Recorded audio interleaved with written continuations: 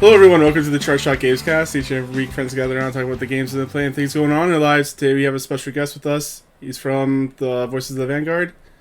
His name is Sully. Hello everyone. And we have our old faithful Justin.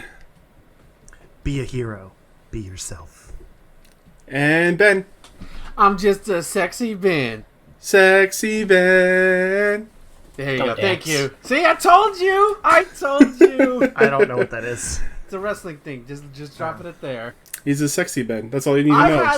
I had on the way here had like 3 different. How do I open up the show this time? And that was the one that settled on because I fell asleep during the other 2. So yeah. Nice. That was a good choice. Yeah. So Sully, just I guess briefly just mention what you do, like your streams and stuff. Okay, most of my content is basically around Destiny. Really? I do like... Yeah, no, it's a big Weird. surprise. I do like to venture out. I'm huge into like RPG games, like open world games. Super excited for next Friday with Last of Us 2 coming out. Been gaming since I was 5. I've played everything from starting out with Pokemon, Zelda, sports games, first-person shooters, Call of Duty. That's basically it. I have a nice variety, so. Yeah, and you can check him out on Twitch, Sully__games. Also, he does the Voices of the Vanguard with me. If you haven't checked that out yet, you definitely should. Ben gives it a recommendation, even though he doesn't play the game. So. Best Destiny podcast for a person who doesn't play the game, even though it's a really niche audience and it's probably unrealistic, but it's still a cool pod. God, that went too long. Sorry. Okay. It's all good. So we usually let our guests start. So, Sully, what have you been up to? What have you been playing? Well, the new season of Destiny just started Tuesday, so that's what I've been focusing on as of right now. Once the content probably dries out at some point, it will. I do want to go and actually, I got my new PC, so I want to play Assassin's Creed Origins. And I want to play Witcher 3, which I have yet to play. So I wanted to bring that up since I know Ben has been playing that, so... And then other little game came out. Now I haven't touched it in 2 weeks, and I feel bad. Leave. I'm sorry. Your baby Xeno came out. It's okay. Xenomorph? Baby Xenomorph? Exactly, yes. Thank you. But yeah, if you want to hear like me and Sully talk about Destiny for around 45 minutes to an hour, you can go check out our podcast there. Yeah, I don't want to talk too much about Destiny since I already do that on the Other podcast. show. Yeah. So let's go with Justin then. Okay. This week's been another blur. I've been dealing with a lot of work stuff, but I will have more free time coming up soon, which is nice. So I'm trying to remember what I've actually been playing. I spent part of the week diving into a bunch of really cool little indie games, which I was doing a video a day on my channel over on YouTube. youtube.com/c/zeroscore. No big deal. And they have the I doubt it'll still be live like when this actually goes up, but it is right now. They have the bundle for racial justice and equality on itch.io, which is like 1,500 games for $5. It's crazy. And there's a lot of great titles in there, like Night in the Woods, Celeste. I can't think of the other big names in there. One Shot, which isn't as popular, but like people know it. Octodad, both Octodad games actually. There's more than one? Yeah, that's what I thought. What? Yeah, there's Octodad, and then there's Octodad Deadliest Catch. Oh, No, so actually, I like, do remember. That's I do not remember the that. same. Oh my god! I thought it was the same game too, but I guess not. That's weird. Wow. I was actually confused too, because like I got it when it was like 700 games, and then it doubled at some point, and I was like, oh crap! Like when did this happen? So it's not very well organized on itch.io. I'll say that. So I was trying to go back through and like see what all new stuff was added. Because all I knew was like a few random things like the 2 Octodad games. And so I looked through and I found Deadliest Catch, and then I was like, okay, that's the first one. And then I just kept scrolling, and then I found just Octodad, and I'm like, wait, what? Because I've never played them. I think they're really cool. So maybe I will now. But Anyway, my goal was to play kind of the hidden gems out of that collection that interested me specifically, and weren't like super well known. Like basically, I didn't want to have heard of them. So there's 10 total games that I covered. 2 a day on all 5 days. The last 2 just went up today as of this recording. And there was a really cool collection of things. There's there's actually some stuff I wanted to play and just didn't have time for because I couldn't justify doing it like every day for the entirety of the bundle because I just don't have that kind of time. It was honestly hard enough to get these out. It was like 5 o'clock or so some days where I'm like, all right, I literally just finished this. I have no time to edit it. Let's just get it up. It was about a 2-hour turnaround on each of those, like including playing the games.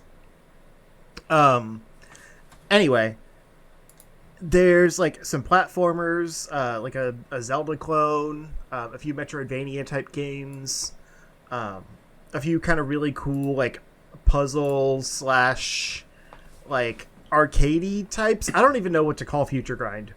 Like that one was super cool, but I don't know what genre it is. It's whatever Trials is, pretty much, right? Yeah, it's like, but it's also kind of got like the almost a rhythm element to it because like it's really musical, and like you're not hitting it to the rhythm, but the fact that like you have to actually like switch colors, like I almost wish there was like a beat mode to it. Yeah, I think back then people would just say that's just an arcade game, but like yeah. Yeah, there's a lot of really cool variety in there, and I wanted to kind of show off some different types of games. Like I said, there's a few I didn't get to try. Like there's one that's like an RPG, but like a turn-based RPG, but it's a team of hackers. So like your battle system is basically like sending like viruses and stuff to the other hackers, and so you're like hacking each other through like a turn-based battle system. And that looks really cool, and it had kind of like almost a Pokemon style, like art style to it, but it wasn't at the top of my list, so I didn't end up covering it. But I'm gonna play it. But yeah, there's a bunch of those games. That was a big part of my week. And then I also booted Spider-Man back up on PS4. Yeah. There you go. Because they announced the sequel, which will... Well, not sequel, but they announced a new game. The sequel, not sequel. Yeah, game. I don't know Yeah, what that it was is yet. confusing.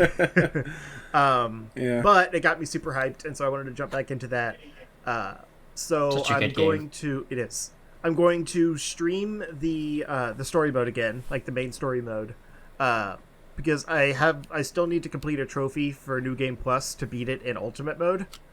And it's going to be a disaster. But, like, I'm pretty confident with that game. I'm just not super good at the combat. Because I kind of, you can kind of take it lazy on normal mode. Yeah. So I think I can do it. I just probably won't do, like, a lot of the side quests, like the battle... hideouts or whatever they're called. Mm-hmm. That kind of stuff you don't have to do to beat the game. I'll just focus on beating the game and do it that way. But yeah, I want to get that trophy because it makes me mad. It's the only one I'm missing from the main game.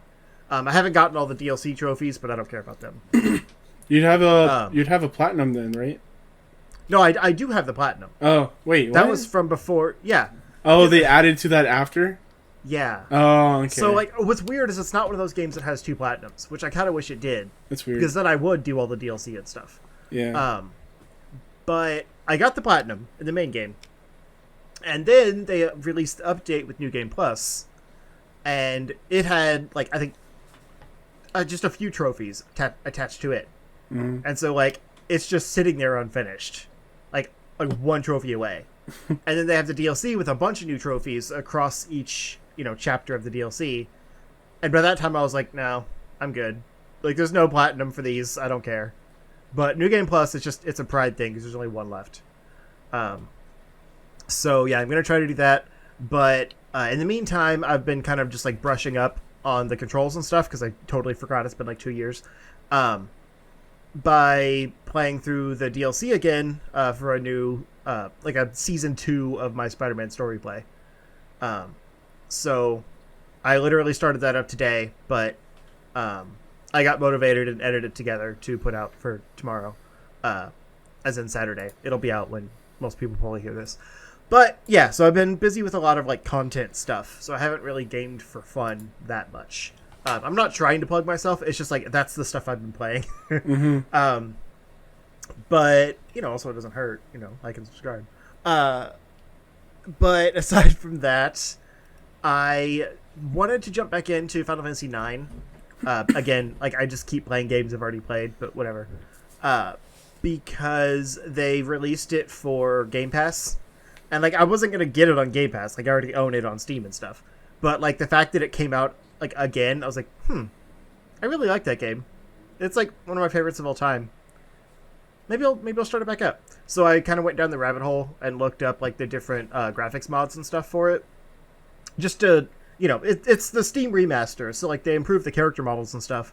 But Square, in their lazy ways, never, like, fixes the backgrounds or anything. No. So it always looks just at odds with itself.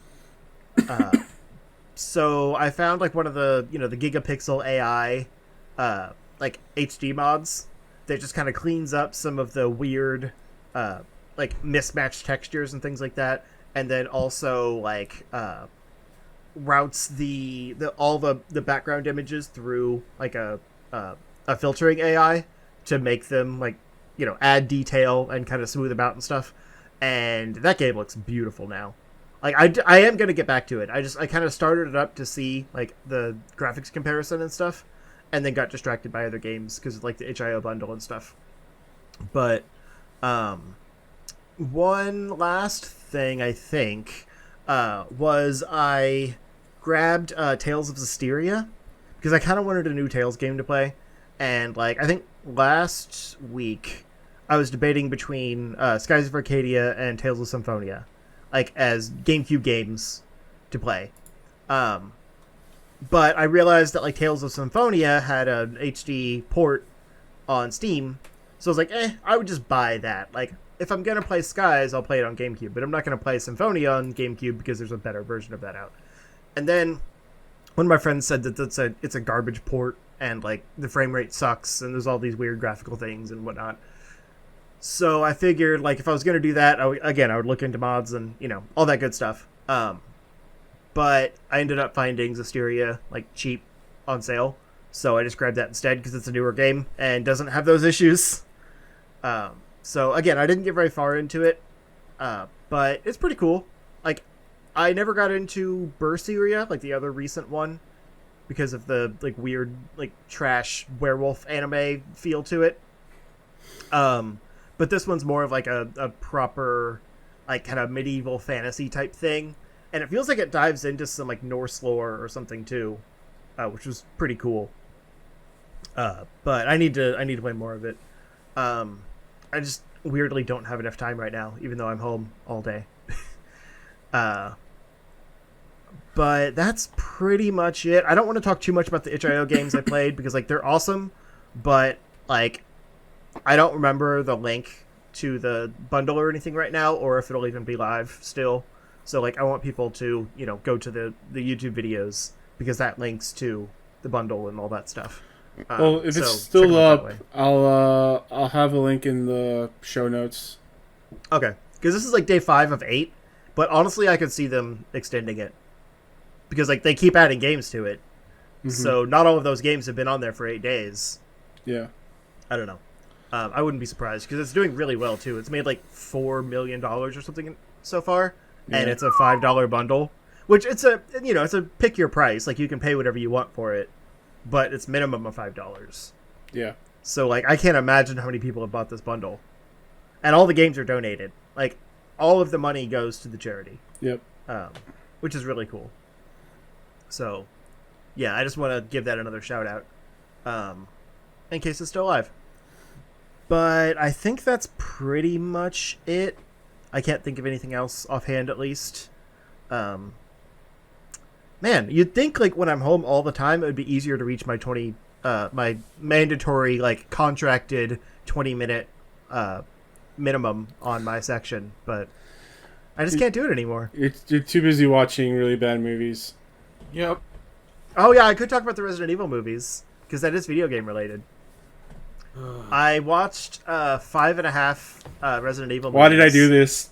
But then You had to You had to indulge bring it up, them, man. right? You had your out. We could have skipped it. So you have HBO Max.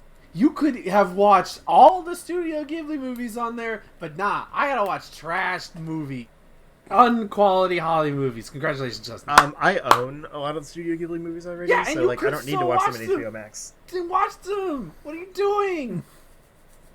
If you're gonna watch a movie, watch something good. At least something that's competent, please. Do you want me to continue watching Doom Patrol? I'll stop just to spite you. That's I don't care. That's It's your actually thing. it's really good. I'm not going to stop. But. Yeah, I've seen it. I lose nor gain nothing from you watching it. You lose for something that's actually good, which is on brand for you, in terms of entertainment. Rude. I'm actually offended by that. It's not easy to offend me. Likes Mortal Kombat Annihilation more than the original one. Likes the Resident Evil movies. I mean, Mortal Kombat Annihilation is better than the original. No, it's not. That's We not- did They're it, both we did trash, No, it's but not. it's more entertaining. No, Anyway, Resident Evil like as a series is trash. Like I mean the movies. The first one actually like somewhat holds up as kind of an atmospheric, spooky movie. It's weird that there's no zombies until like almost 40 minutes in.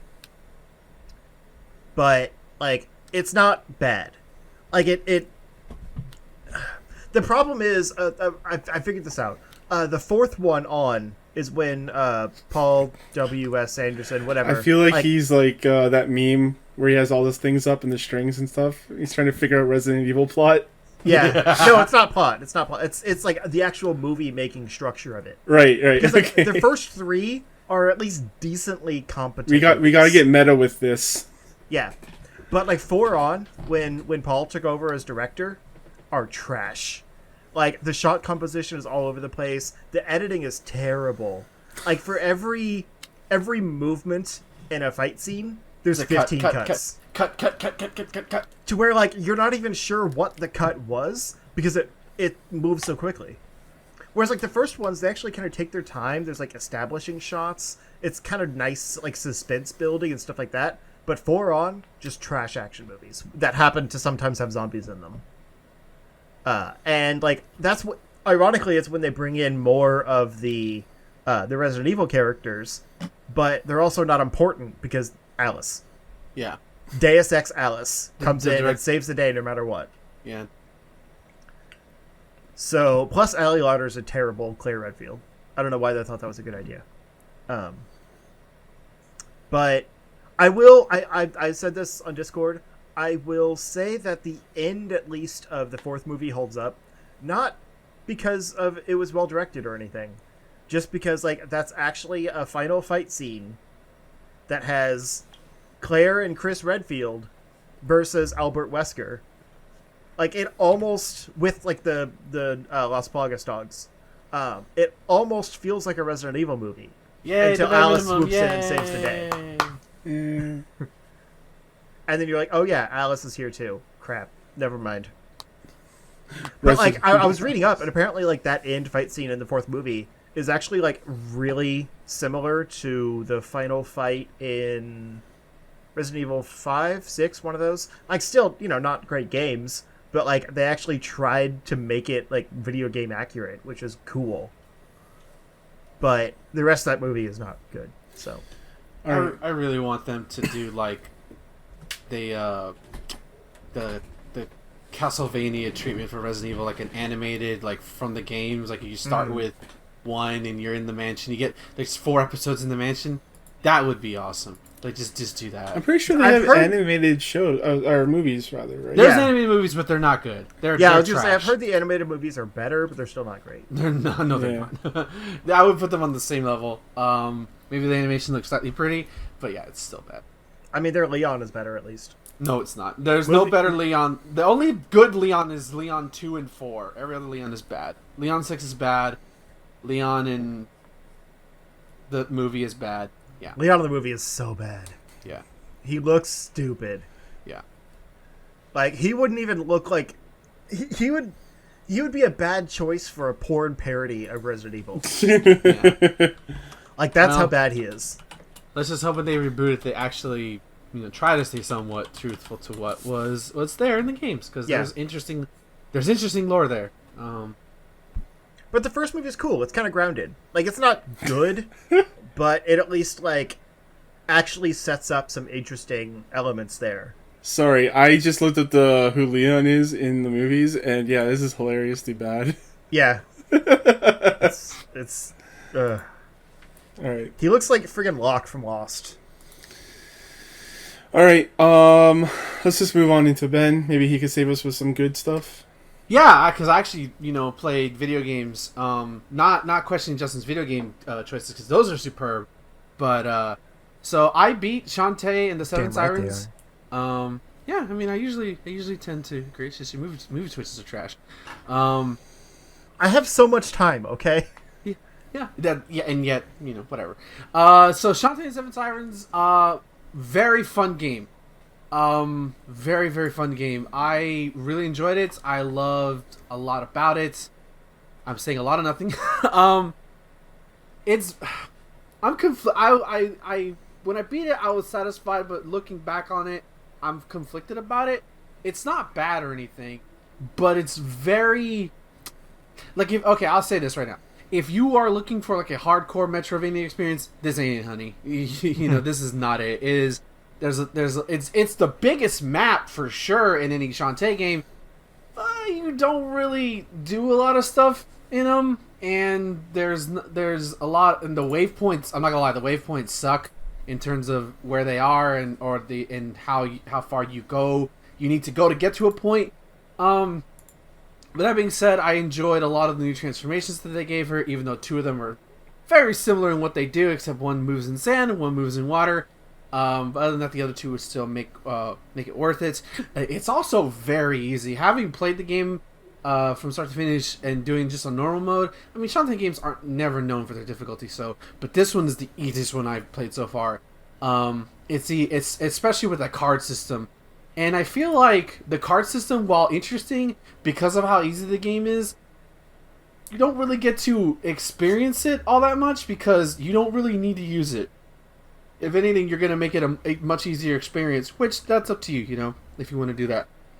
I mean, and there's also not worth much exploring. I mean, in previous games, you would explore to get new transformations, like in Half Genie Hero. You would get more unique transformations. Here, you're literally just exploring for heart squids, which, you get 4 of them, and then you create a new heart container.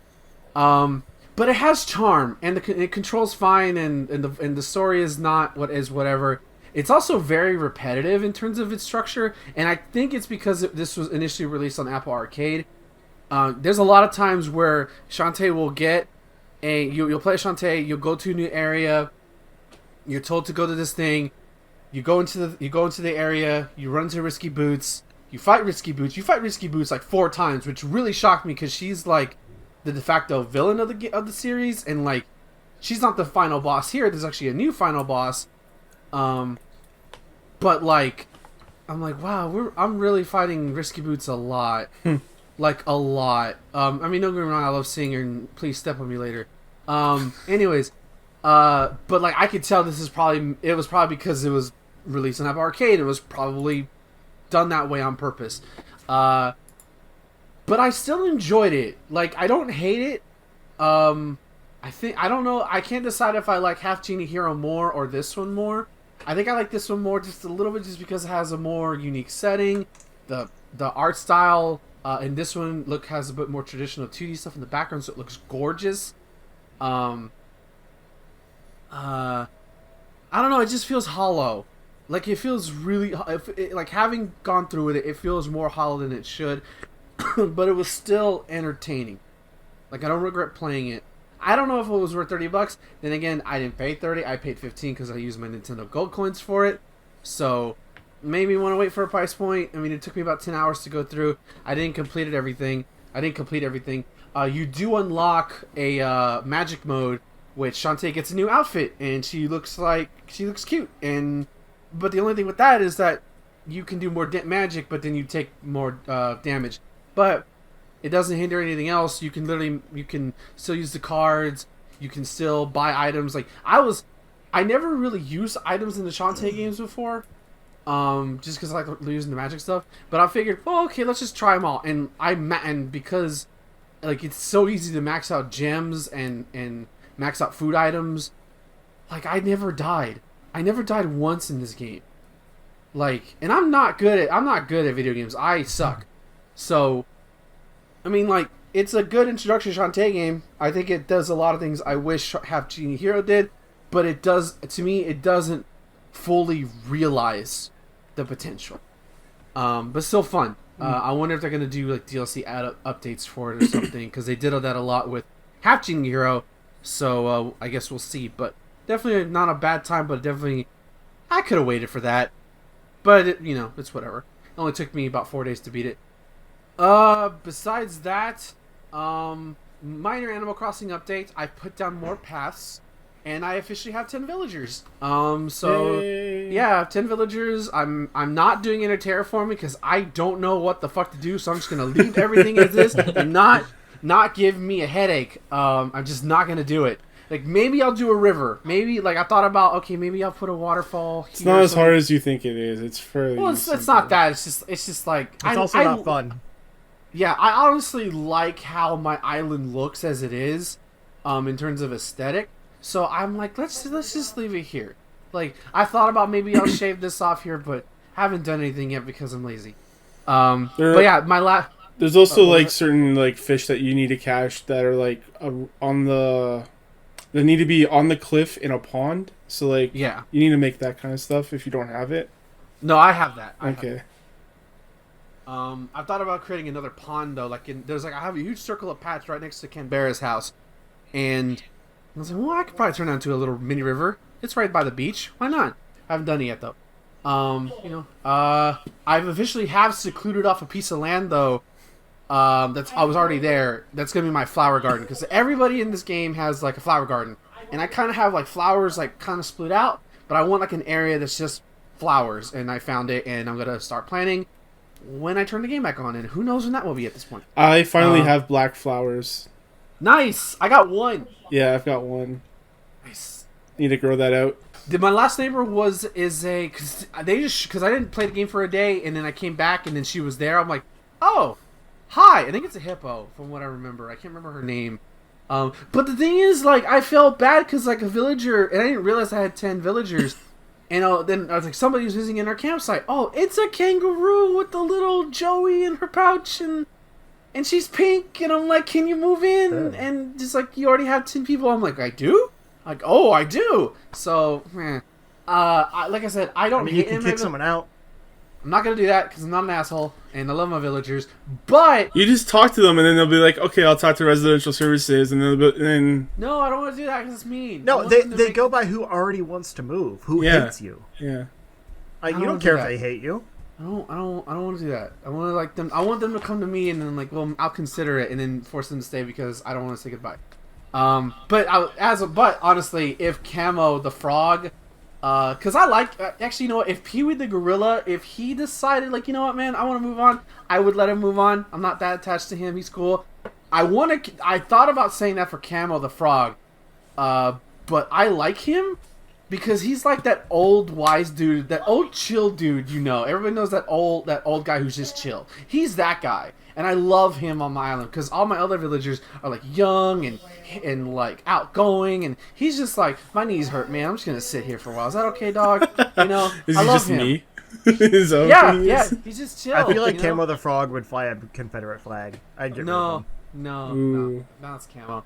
Camo actually cares about people. Pee-wee might, Yes, but I don't know. Yeah, but I like Pee-wee. Pee-wee is Pee-wee's fun. Although I saw him flirting with. Kill your darlings. I saw him flirting with Cecilia. I'm like, well then, shoot your shot, buddy. But yeah, if Cecilia or any of my original villagers came to me, I'm like, actually, they have, and I told them, no, you're not leaving. Scoot wanted to move. I'm like, nope, you're not. You know, you will die here. Yeah, but like, you know, I think at some point I'm gonna have to let them go, just because, like, you know, just to change things up. But for now, I want to enjoy my community. I worked hard for this. There's like 300 villagers, and you're gonna love all of them. Probably. I still want that ram. That ram is my ultimate goal. The crying ram. But besides that, the big game that's kind of taken over my life is Xenoblade Chronicles, and I've done way more. One thing I didn't do when I played it back on the 3DS version, and I won't get into spoiler territory or anything, so this is mostly going to be talking about side quests, is I didn't do that much side questing in the original game, because side questing in Xenoblade Chronicles, unlike a lot of our RPGs, is a monumentous task that requires... Because... Okay, I need to start from the top. So, you have a thing called Affinity, which at first it's initially between your partners. You gain it by battling, by doing special things in attacks, or visiting certain heart-to-heart moments. And you raise Affinity and you get bonuses stuff. Just the short end of it. You also have Affinity for like different areas of the Bionis that you can visit.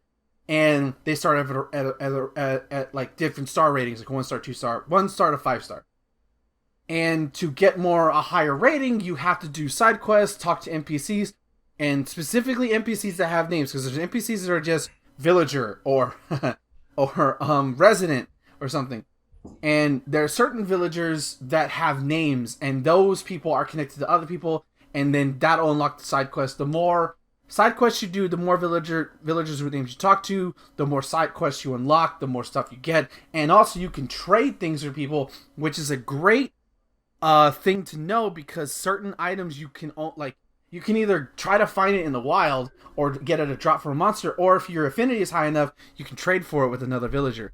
And then so there's that. It's a lot, and the biggest undertaking of it is the rebuilding of Colony 6. So you're in Colony 9. One of the first areas you go to after Gower Plain is Colony 6, and you don't get to go to it until after you exit the Satoru Marsh area, which, oh my god, I posted screenshots of that on Twitter, twitter.com/MarvelZiggy. Hell, I love that area at night. It's so pretty, but goddamn, why is there level 75 monsters everywhere in that place at night? I hate it. And in the day version, it's just like all dreary and disgusting.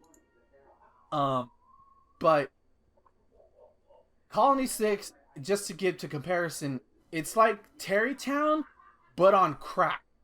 So you have to rebuild it, and by rebuilding it, you have to find certain items.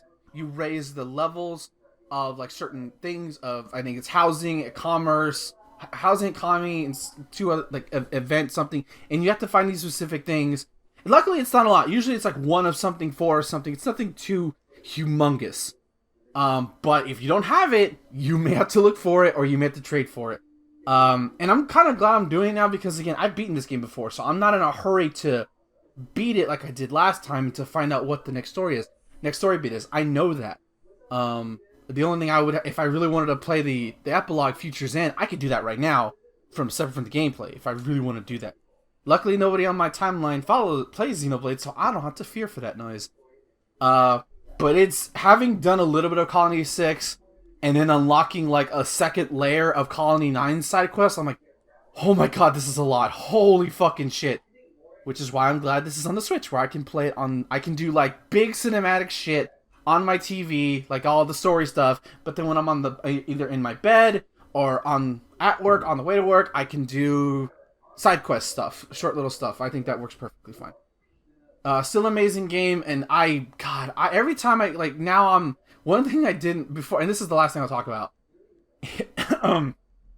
Magna Forest is one of my favorite areas in the game, because it has these big waterfalls and you have this big vista, and you go to basically like the World Tree, which is this huge ass tree where these little people live.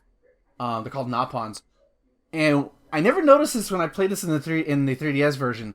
But you're trying to get to a place called Eris Sea, and you're on this giant humanoid thing, and you're like, well, where the fuck is the sea? It's at the head of it. So you're like, to get to Eris Sea, you have to go to Magna Forest, and you go to the very top of this tree, and you talk to this NPC. He's like, hey, have you thought about looking up? That's Eris Sea. And I'm like, wait a minute. I turn up. You can literally see the sea above the tree line. And it just fucks with me. Like, I love shit like that. Looks so cool. Like, it's just the sea, and then it's just trees, but the sea doesn't fall. It doesn't make any sense. I don't care. It looks pretty. and again, the battle system is still super dope. But yeah, and I know what I said can sound intimidating in case anybody's curious about picking up Xenoblade. Take it from me, who played it the first time and didn't do all this and didn't like go all out with the side quests like I'm doing. Just do whatever, do the side quests, do as many as the basic level as you will do, and just upgrade your equipment. Just do that and you'll be fine. Like, don't worry about guides, don't worry about that stuff. Just, I didn't do Colony 6 Reconstruction at all in my 3DS playthrough, and I beat the game just fine. So, it's not a big deal. But if you do it, that's some great world building, and it's extra content there waiting for you. But yeah, that's all I've been playing, and I probably won't shut up about Xenoblade Chronicles for the next 2 months if this keeps going up, because I'm in this for a long haul, or I'll just play other things, like BioShock, which I also did play, and that ending is still fucking creepy, and I know you're racist if you chose to throw the baseball at the people. That should be a litmus test, people, just saying. Jeez, you beat it already?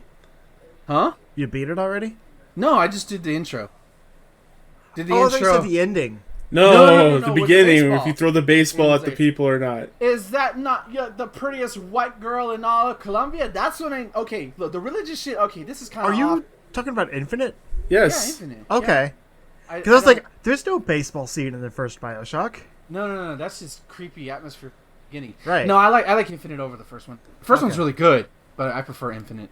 But it looks really good on Switch. I'm glad I bought it. It's Nice. awesome. That's good. Although it's weird, only caveat is that, like, and I kind of wish I knew that, you can buy each individual game for like $20, which is not bad.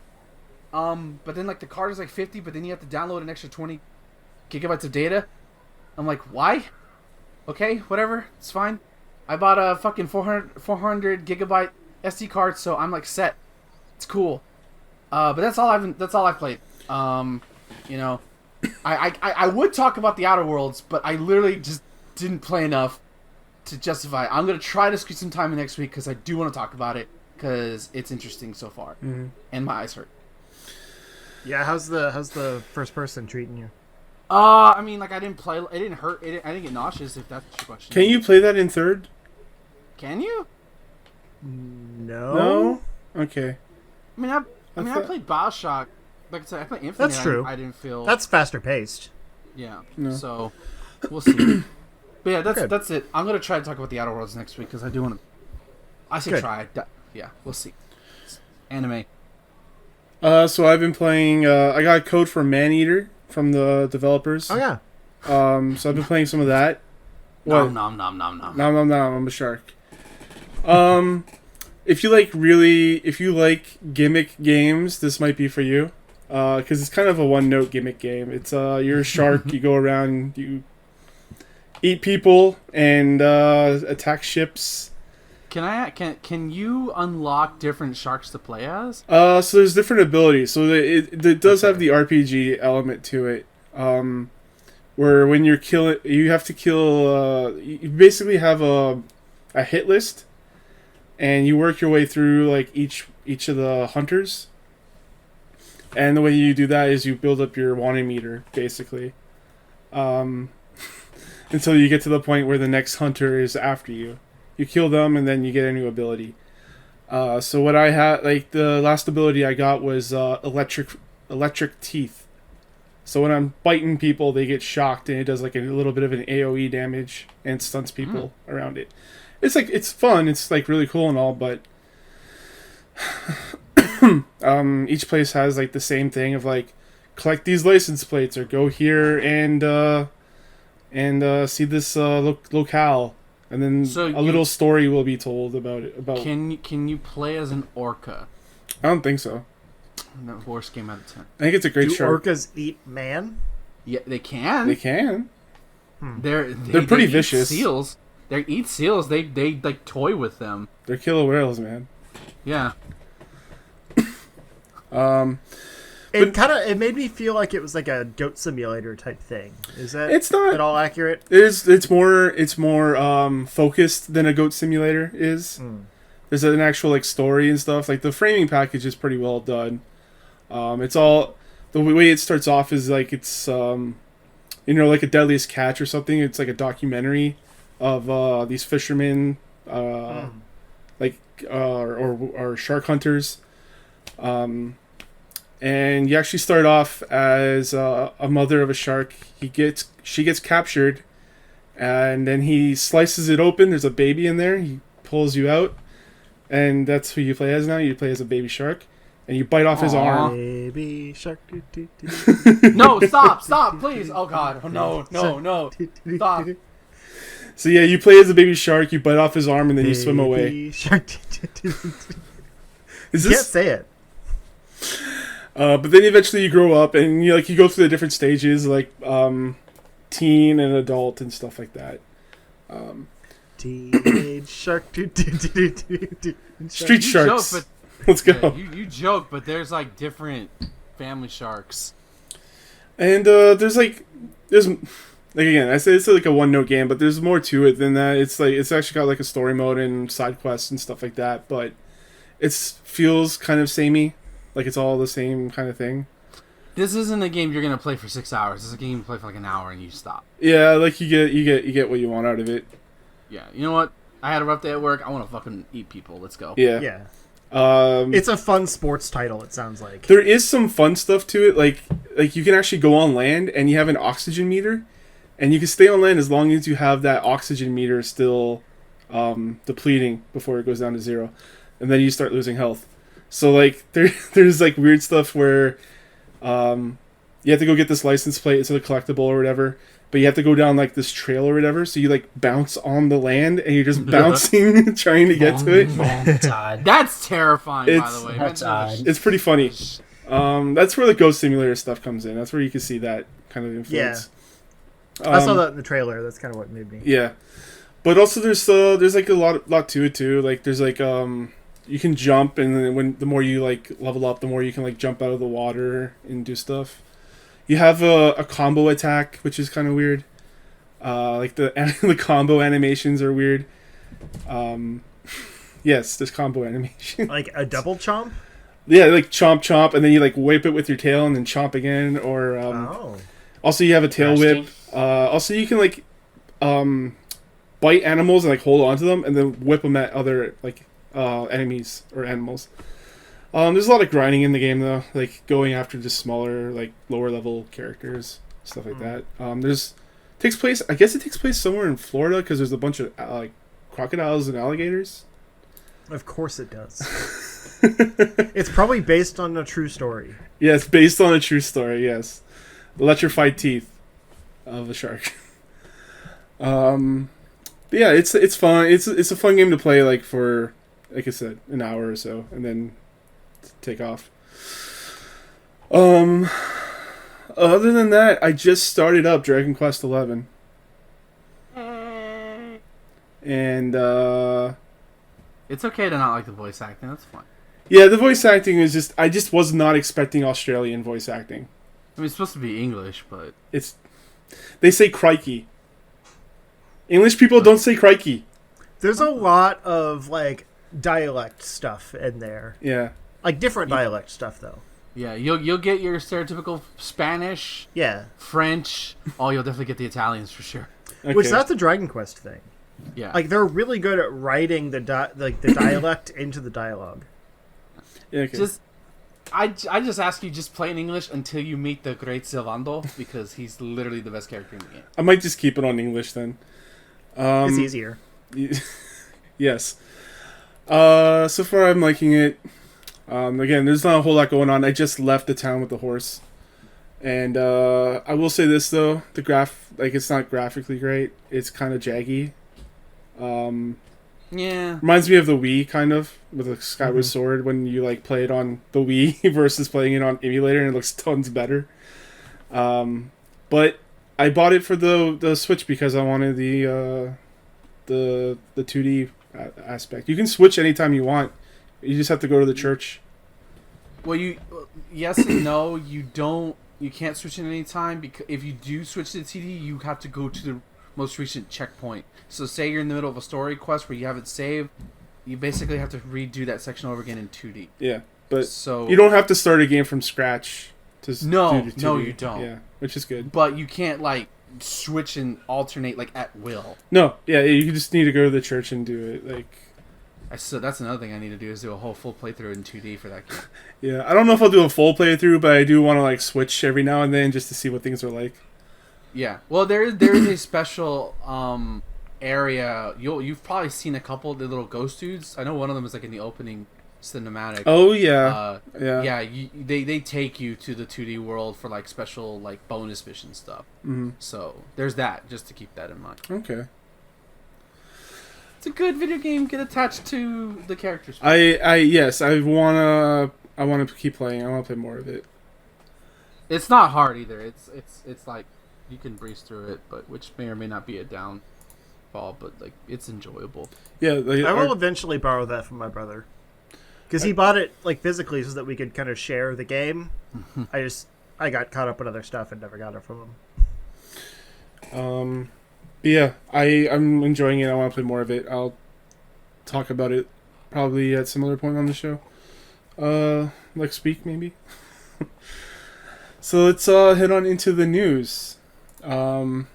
Justin, do you want to take over for news this week, or? Sure. Okay. I know what most of this stuff is, at least. Okay. So there's actually a lot of news right now because it's kind of like what would be E3 time. So a lot of places have taken that over for themselves and made their own like little showcases and things like that. So we're gonna start with the IGN Expo. Which is just kind of a rundown of various things they've like exclusively announced. There's not a lot that's like super amazing here. The summer of gaming. Yeah, and actually I'll pull up the day 3 stuff too, because day 2 is mostly like they just commandeered the Sony announcements. Okay. But I've got day 1 here. There's a remake of Alex Kidd, which is kind of surprising. That's for really... Sega fans. Yeah, I don't even think most Sega fans acknowledge Alex Kidd all that much. I don't know. I feel like Alex Kidd was like their mascot for a while. Yeah, nobody gave a shit about.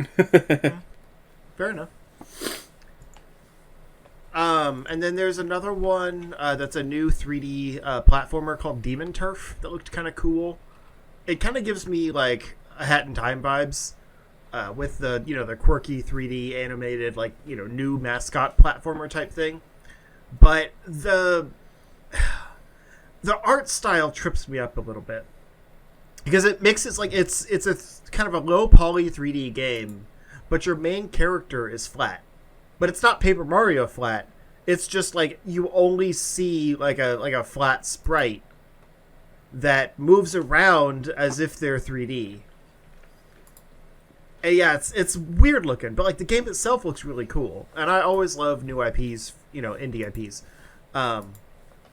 It is like multi-plat. It's Xbox, Epic, Steam, Switch. So I'm gonna check it out, but like I can't quite get over the like weird art style mix to it. And then they announced Observer System Redux, which is a next-gen version of Observer. I don't know much about that game, but there you go. Observer's coming to PS5 and Xbox Series X. They showed off the next Borderlands 3 DLC called Bounty of Blood. I didn't actually like watch that or anything because I'm sorely behind on Borderlands 3 stuff and don't want to spoil myself. But cool, more Borderlands. I'm trying to see like the big announcements here. I will mention though that one of the games that like seemed interesting was Metal Hellsinger, which was like a Doom / rhythm game. It was pretty cool. I skipped that one. That should be a mode in actual Doom. That would actually be pretty sick. You have to kill to Mick Gordon's awesome music. Oh my god. Yeah. And then the next one I want to talk about is it's called Rustler Grand Theft Horse. Like in parentheses, Grand Theft Horse. I really all I want to talk about this is the title because that's hilarious. But it's basically like it's the old top-down GTA type games, but in medieval times. So it's kind of interesting. I don't know if it's like gonna be a a hit or anything, but I kind of like the medieval feel to it. It fits the top down style more. Like you just go around like shooting a bow and riding your horse. And, I don't know. It's a little neat. Anyway, moving on to what is that audio? Okay, moving on to day 3. Is this just a video?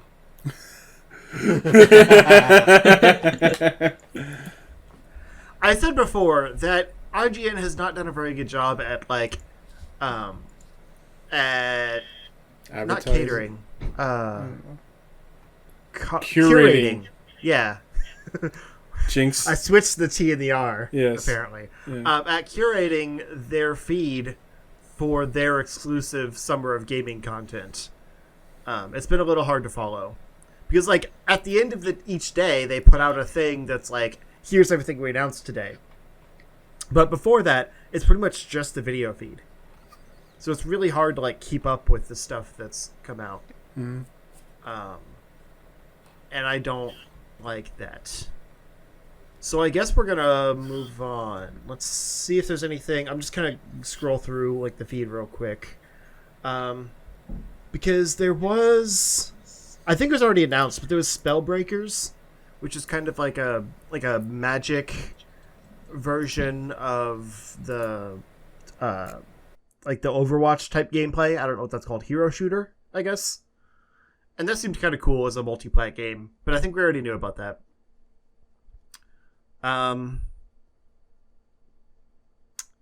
Yeah, nothing too crazy on here. All right. Anyway, moving on. The PS5 event. That is probably the big news this time. Sony. What? The what? Yeah, the PS5 event. You didn't, Sony's putting out another PlayStation, didn't you know? Oh. Yeah. Oh, I didn't know. It looks like a router. It's cool. Oh. So they did like a little over an hour long presentation that was just like full of games and a lot of weird symbol transitions And misleading bullshit at the beginning. Yeah. So at least we got some gameplay in some games. True. And eventually we got the console finally, after again a weird like Orbis thing that created the console. I don't know. Still no price. Very high concept. No price. Yeah. And no tentative release dates for no official firm release dates for this year. Yeah, literally nothing had a release date. Yeah, it was all 2020 So, or 2021 or 2022. There was no it was like fall actual 2020, month. holiday 2020, 2021. Like, Yeah. Who's gonna cave first, Microsoft or Sony? Because this is starting to get a little out of hand. Yeah, now For the delays, ball is in Xbox's court now, right? Well, there was a thing that I don't know where I saw it, but it was showing for $699. Yeah, $599 pounds. Yeah. So. oh, you're meaning like cave on price. Are we going to get another just get a second job thing from Sony? Oh, God, I hope so. I really hope so. I hope I not. don't think they'll make that mistake again. I definitely think the next systems could definitely be up there in price with just the power that they plan on putting out. Yeah.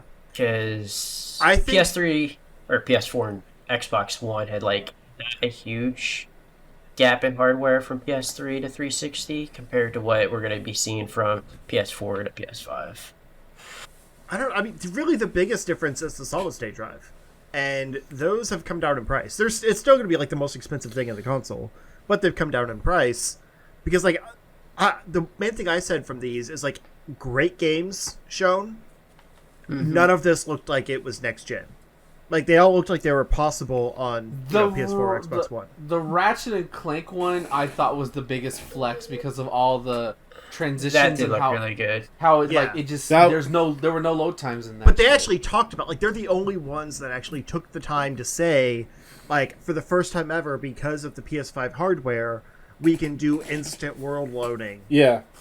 without, like, any loading times or anything. Also, Like, they're the everyone only else ones that just showed showed gameplay too. Like there wasn't a whole lot of gameplay from the other ones. That's true, The Tokyo Ghost one showed gameplay. Oh, I'm talking about like exclusives. There's like Oh, there was a ton of multiplats on the Yeah, video. true. True. All right, let me actually go through the games and stuff, and we can talk about each one as we go. So I thought it was a really rough start when they started with like 5 minutes of symbol reveals, as if we've never seen the PlayStation symbols before. Yeah, it was pretty funny. And then they jumped immediately into GTA 5 port, Yep. The new Skyrim, it's official. which is just like, Yeah. I get it. Like, it's a very popular game. You have your own version of GTA Online. Like, that's cool. But this is a PS3 game. Let's not open your conference with that. They also announced it was going to be free to, like, the online was going to be free to play if you're a PlayStation Plus member, right? And then you get like $1 million every month Yeah. on Like, PS4. It was up a until good release. info. It's just Yeah. not what you open the show with. Exactly. Yeah. Yeah. Like, They just want to make Rockstar happy. Yeah, probably. But that, like, I was so busy complaining about GTA 5 that we got like a few seconds into the next trailer before I realized that it was a Spider-Man game. Yeah. They showed like at first I thought it was like Infamous or something, because it was like electricity. There was kind of a like a talk about like, you know. God, I would love another Infamous game. Yeah, and we had talked Yeah. about that. Like, oh, I bet there's going to be Infamous or something. Like, you know, what do you want to see? And so it was just like kind of a generic like costumed arm and like voiceover of like you choose to be the hero, Right. and then like it starts burning away their face and it's Miles' face, and I just like flipped. Like we put out me and Thomas put out a live watch Yeah. of the Sony conference, so I'm not gonna like delve too much into any of these. I want to get everyone else's comments, but like I did not stop talking about this trailer the entire time. I ended up watching the Spider-Verse movie after. Yeah, nice. that's why I jumped back into Spider-Man. Yeah. But like as a trailer, it was really cool. Like it's just like visually, it was cool. As a game trailer, we didn't see much. For a game that's coming holiday this year, we didn't see much. And let's talk about the debacle today regarding this. Yeah, we'll jump over real quick and come back to this. So So I thought this was like Spider-Man 2. yeah, I'll let you take over the narrative for this. So Like I genuinely thought like this was the sequel, and Same. you know they weren't calling it Spider-Man 2. They were calling it Spider-Man Miles Morales because that's like the current comic name. also that's just the trend these days. A lot of people don't like to put numbers on; they like to put subtitles. Yeah, exactly. And like I figured it was like they're gonna have the whole thing where you play as Peter and Miles, but like it's Miles' story. Because to be fair, they did lean heavily into like the whole Venom thing in the first Spider-Man game. And while they're talking about Harry Osborn Venom, which is tied to Peter, Venom is a huge part of the Miles Morales origin story. So like I figured they were still going to kind of tie that all together and have it, you know, be Peter and Miles like both contending with Venom and stuff like that. So I was super hyped. I realize it's only been like just over 2 years, but still, they had the engine made. Like, once you have an engine made, it's not as hard to make a new game in that same engine. It's still a lot of work. Like, modern games take forever. But, you know, I figured it was possible. So then, Sony, like, some Sony exec came out and said that it's not a new game, it's an enhanced expansion of the original game made for PS5. Which sounded like it was basically a remaster of the first game with like a new Miles Morales DLC added in. kind of like a Persona 5 Royal. Yeah.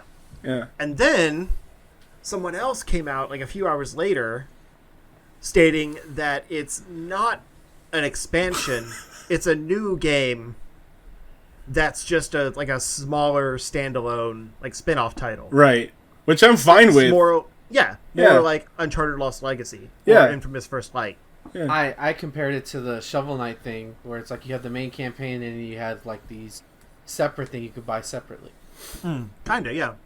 But like all of this mess, because like I said, the as a game trailer, it wasn't great. It didn't give a lot of information. It was hype, but it didn't give a lot of information. So it was their ball to. I need a sports analogy here. Ben? To Sully? shoot. The ball was in their court. There we go. It was their ball to be in the court, Why me? and they fumbled it hard. Let's be honest, so They double dribbled. both Microsoft Microsoft and Sony do a really horrible job about how they word when they do their presentations for things. Yeah. So, like, I'm not completely surprised with this. And, like, at first when I saw this, I was like, oh, damn, we're already getting, like, another Spider-Man game? Yeah. Like, Insomniac's making another one, and then... And a Ratchet and Clank game. Like, we'll get to then, that. yeah. But, like, they're busy. Yeah. Then I saw the Ratchet and Clank, and I'm like, dude, there is no way they're about to be releasing 2 games Yeah. in a year. Like, I think that's Ratchet and Clank insane. is next year, but still, that had more gameplay. Yeah, so I was like, when I saw it was a standalone thing, I was like, I mean, that kind of stinks, but, like... I figure, makes like, sense. story-wise, it'll probably be, like, 6 to 8 hours, because the first game's, like, 12-ish, and, like, whole game, like, side quests and everything, they'll probably pad some of that, because it's still in New York, so they save a lot of time by, like, just turning New York into winter, rather than developing a whole new world to explore. I realize New York's not the world. I mean, like, an open-world game. Yeah. Some New Yorkers. No, everywhere is just New York. We're Yeah. in New York right now. So, like, I feel like maybe 20 hours total gameplay and, like, a 10 to 12 hour, or sorry, an 6 to 8 hour story. Like, that seems reasonable. Yeah. It's about half the length of the original game. Yeah. Yeah, be fine with that. Yeah. I mean, Yeah, for a but, character yeah, that's only been around working. 9 years, like, that's a good amount of gameplay. I can't get enough Miles content. You guys know that. But Yeah. I wouldn't expect as long of a game from this. I'm just happy we're getting it. But I feel like they're setting this up to basically be like the kind of the, prelude to Spider-Man 2, which will be Peter and Miles teaming up to do whatever. So, like, I'm cool with that. You get the Peter game, you get the Miles game, and then you get the sequel with both of them. Like, that makes a lot of sense to me. Yeah, I agree with like that. The god of the symbiotes. Yeah. And I mean, it's gonna be. I think it's gonna be Venom and I was gonna say Green Lantern, Green Goblin, in a sequel. Answer. Yeah, it's gonna be a crazy like WB crossover. But yeah, so this is a whole debacle, and Sony's kind of notorious for like hyping things up and then not delivering. I'm kind of over their brand of marketing, but. Also, I'm gonna get a PS5 now because this game sold me, like, single-handedly. Well, I mean, I'm gonna say though, their marketing's been better than Microsoft right now. I don't know, how much like, Microsoft aside from has price, Microsoft has been pretty honest about everything. Well, yes and no, because when they promise everything be playing at 4K, 60 FPS, and then when Assassin's Creed Valhalla comes out, they're like, no, it's gonna be at 30 FPS at 4K. Like, everybody flipped out about that. I think them promising that was first party. Like, they can only promise what their studios are developing. Third parties do whatever they want. They can't control that. True. Like, Sony just doesn't explain things. And then they get mad when you assume. When you assume. Like, but anyway, I saw a lot of toxic comments about the Spider-Man game. It was making me mad. So I'm glad we got some, like... we got clarification on it. Yeah. Yeah. Anyway, moving on from that, I will say I went down the spider hole, if you will, Okay. and looked at all the different like Miles Morales suits over the last 9 years, to see like what they could put into this game as far as because like I said, it's not going to be as big of a game, but I assume there's still going to be different suits and stuff you switch between. Yeah. And I found a good like dozen that would be like totally legit to have in the game. Like things that he's worn or like have been on covers. And that's pretty impressive for like a 9-year-old character. That's called not staying consistent. Original costume to second. No, like the thing is his costumes changed very little. There's just been a lot of like quirky like, other world situations or, like other media, like the Into the Spider-Verse suit, for example. So like I'm just going to go over it real quick. He's got like his main suit. We're like, moving on. Here's 5 more things. Whatever. You brought this up. He's got his main suit that everyone knows. And there's like a new version of that suit in the comics that's just a mild difference. A miles difference. I got caught up in the near. I don't think we'll get more than one suit. Oh, we definitely are. I don't That's the whole point. Spider-Man game that doesn't That's have a big part of suits. that game is to have different suits and different abilities come with the suits. Yeah, for sure. I think there will also be like a new suit in this game. Like they don't show it in the trailer, but I think there will be like quote unquote advanced suit for Miles. And they have that ugly white symbol. No, Oh, they're not no. going to give him a white symbol. They're going to give him the spider jizz suit. Yeah. They don't give the black guy a white symbol. Trust me, that would make people mad for no reason. If they do, I'm gonna laugh. Fair. Just go listen to But the like, tapes. I don't mean like an early game new suit. I think it's gonna be like a surprise, like the After you beat it. yeah, like the Ock Killer suit in Spider-Man 1. It's gonna be like an end game thing that he changes into, and it's gonna be awesome. But anyway, a lot of them are like weird, quirky ones. Like there's the old man Miles, where he has like a beer belly and like kind of more like armor on his suit because he's old. And like camo pants, which are kind of cool. And then, like I said, there's Into the Spider-Verse suit that's like kind of the graffiti, and then there's also the jacket version. He recently got a new origin suit, kind of like similar to the Peter origin, like with the the sweater or whatever. But actually, like his more, it kind of looks like the Homecoming suit, the Homecoming, like homemade suit. I mean, and there's a cool like cape one, that's from like the Weird Worlds one shot, and I really like that one. Like it's crazy, but it's neat. So yeah, the point is there's a bunch of different varieties.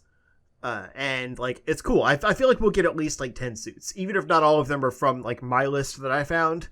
Maybe they'll give him some other people's costumes or something like that, or maybe they'll get clever. But like it's cool. There's a lot of stuff. But I could talk about this game all day.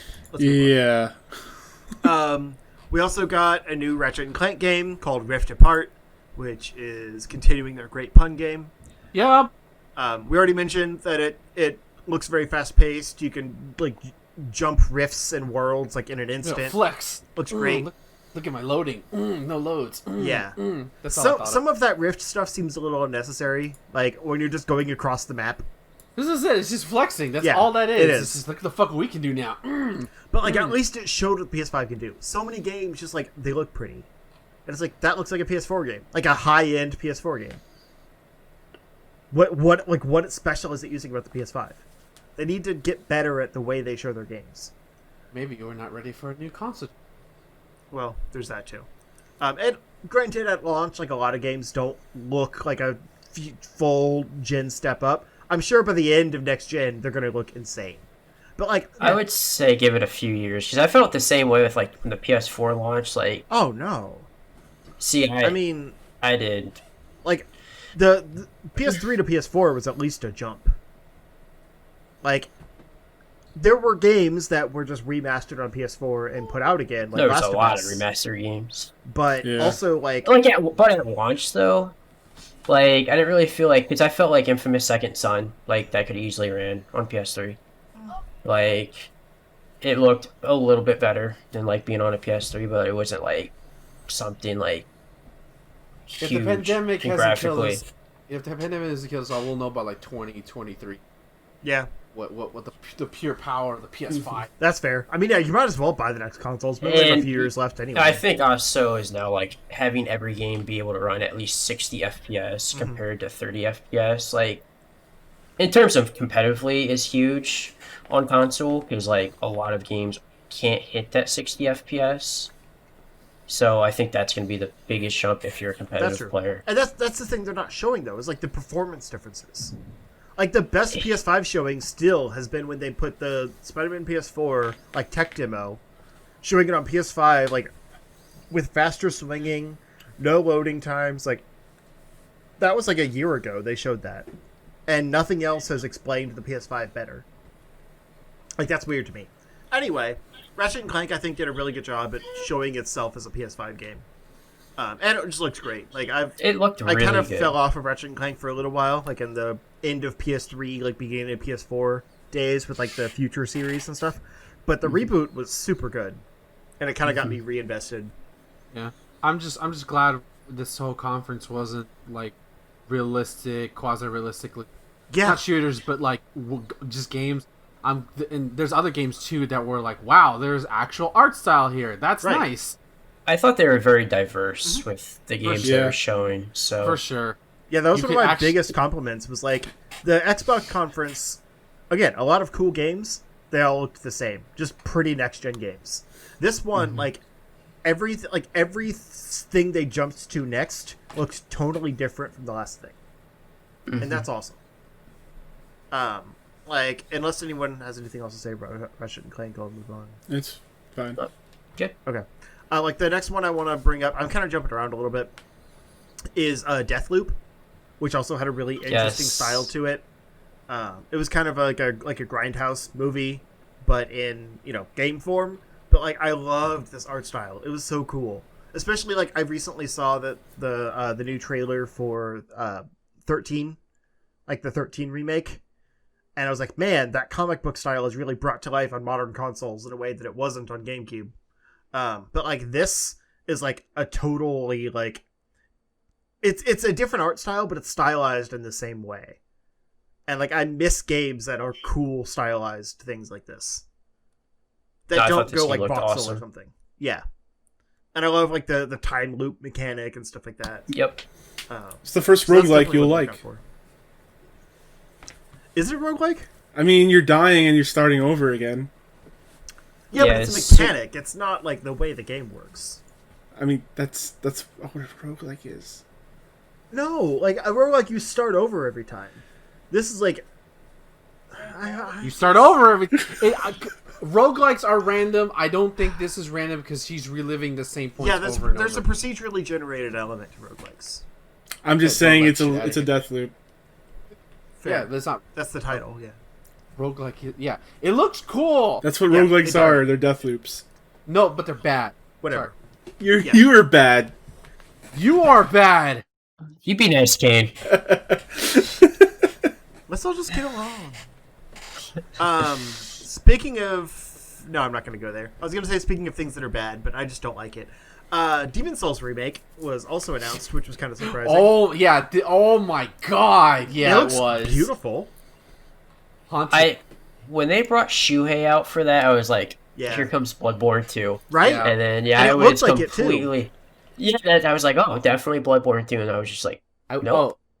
I want to warn people right now. If you never played the original Demon Souls, because I did with my friends because they carried my ass. If you don't like spiders, don't play this game. I am not joking with Good you. to know. Like, they were horrifying in 2000. I played this in like 2013, maybe. Just play the royal class. Well, not even. I'm just talking about enemies. Like not even like attacking. Just visually. Uh, You don't like spiders. Don't play it because I guarantee you they're gonna look way more horrifying in this newer version. Just warning y'all right now. My friend loves Demon Souls, hates that part of the game, but it looks great. yeah, I never Yeah. finished Demon Souls. I bought it originally on the PS3, and I had a friend come over and he's like, "Yeah, I hear this game is like really hard," and he picks the royal class, which I had no idea about, and he just like soul arrow everything. Oh, he walked through that like a piece of cake. I was like, "What the fuck are you doing?" Shout outs to Blue Point. Yeah, they do great work. They're the same ones that did the Shadow of the Colossus remake and Yeah. a bunch of others. Yeah. But yeah, that looks great. I don't care about it, but cool that it was announced. We also got a Village, also known as Resident Evil 8, Yep. which was a really nice trailer. Like Yeah. they kind of did the bait and switch for a while, just like showing atmosphere, and we were both like, "Is this Resident Evil 4?" Like it kind of Like the village looks areas look familiar. like Resident Evil 4. Yeah, it's like it looks like No, I was ready to call bullshit on both of y'all, but then I watched them like, oh, there might be something here. yeah. They're not speaking Spanish, so No. like that's but like there's a lot of like similar trapping. Yeah. Well, what stood out to me was the door with the two things in it. So Yeah. And just the look of the mansion in general. yeah, and the I think. village itself. But yeah, and the fact that it's called Village like makes me think it's at least gonna have ties to it. Yeah. But what I've read since is like the theory is like things look similar enough to RE4 that they're basically going to reuse these assets for a remake, but it's not related to RE4 in any way. Wouldn't surprise me. You play as Ethan in this one as well. So Yeah. And RE7 takes place after 4. So, I mean, it could be going back to that village. Yeah. Like, I pictured it, like, before 4, but knowing that it's Ethan, it's got to be after. Yeah. But yeah, it looks great. And oh my god, a Chris Redfield who has seen some shit. Yeah. Like It's like Old Snake. Chris, what happened to you?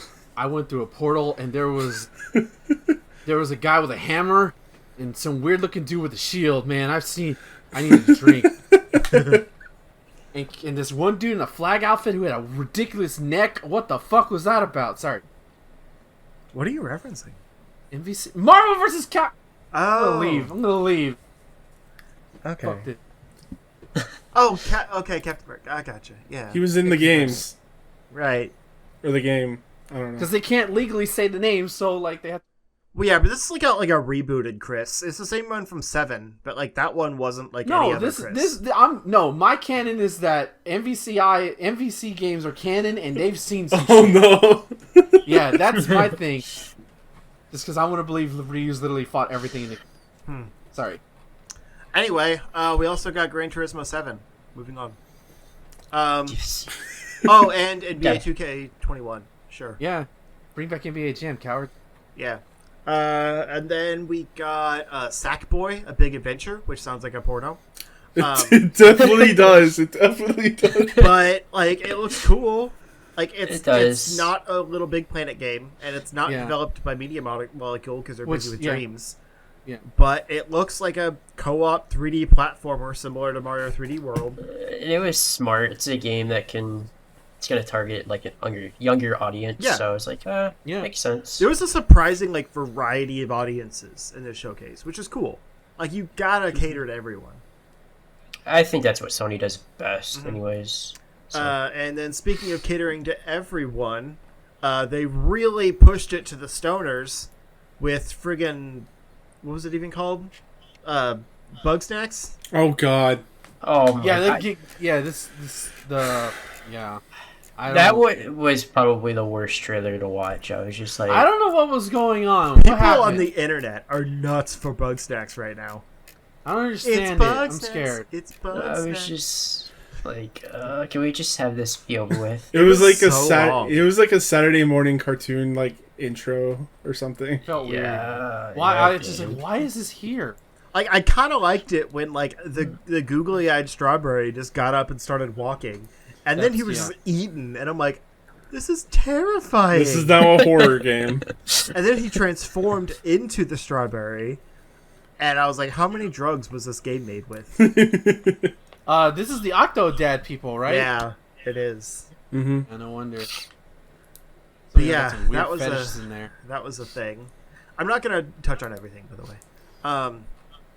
And then we got Kena, Bridge of Spirits, which we This have another also- side story on, but I thought this looked awesome. this looked great.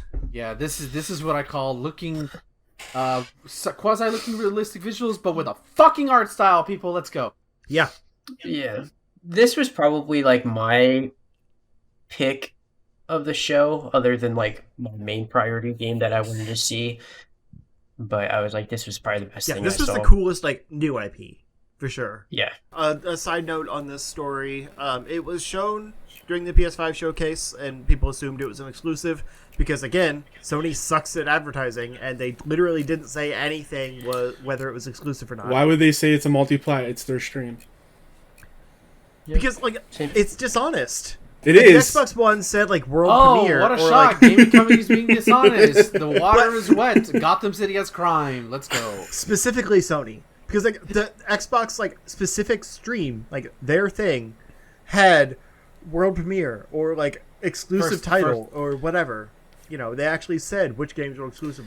And then with Sony, they actually aped that and put like developed for PS5 or whatever, or like yeah, yeah, developed exclusively for PS5, and then it's a multiplayer game, yeah.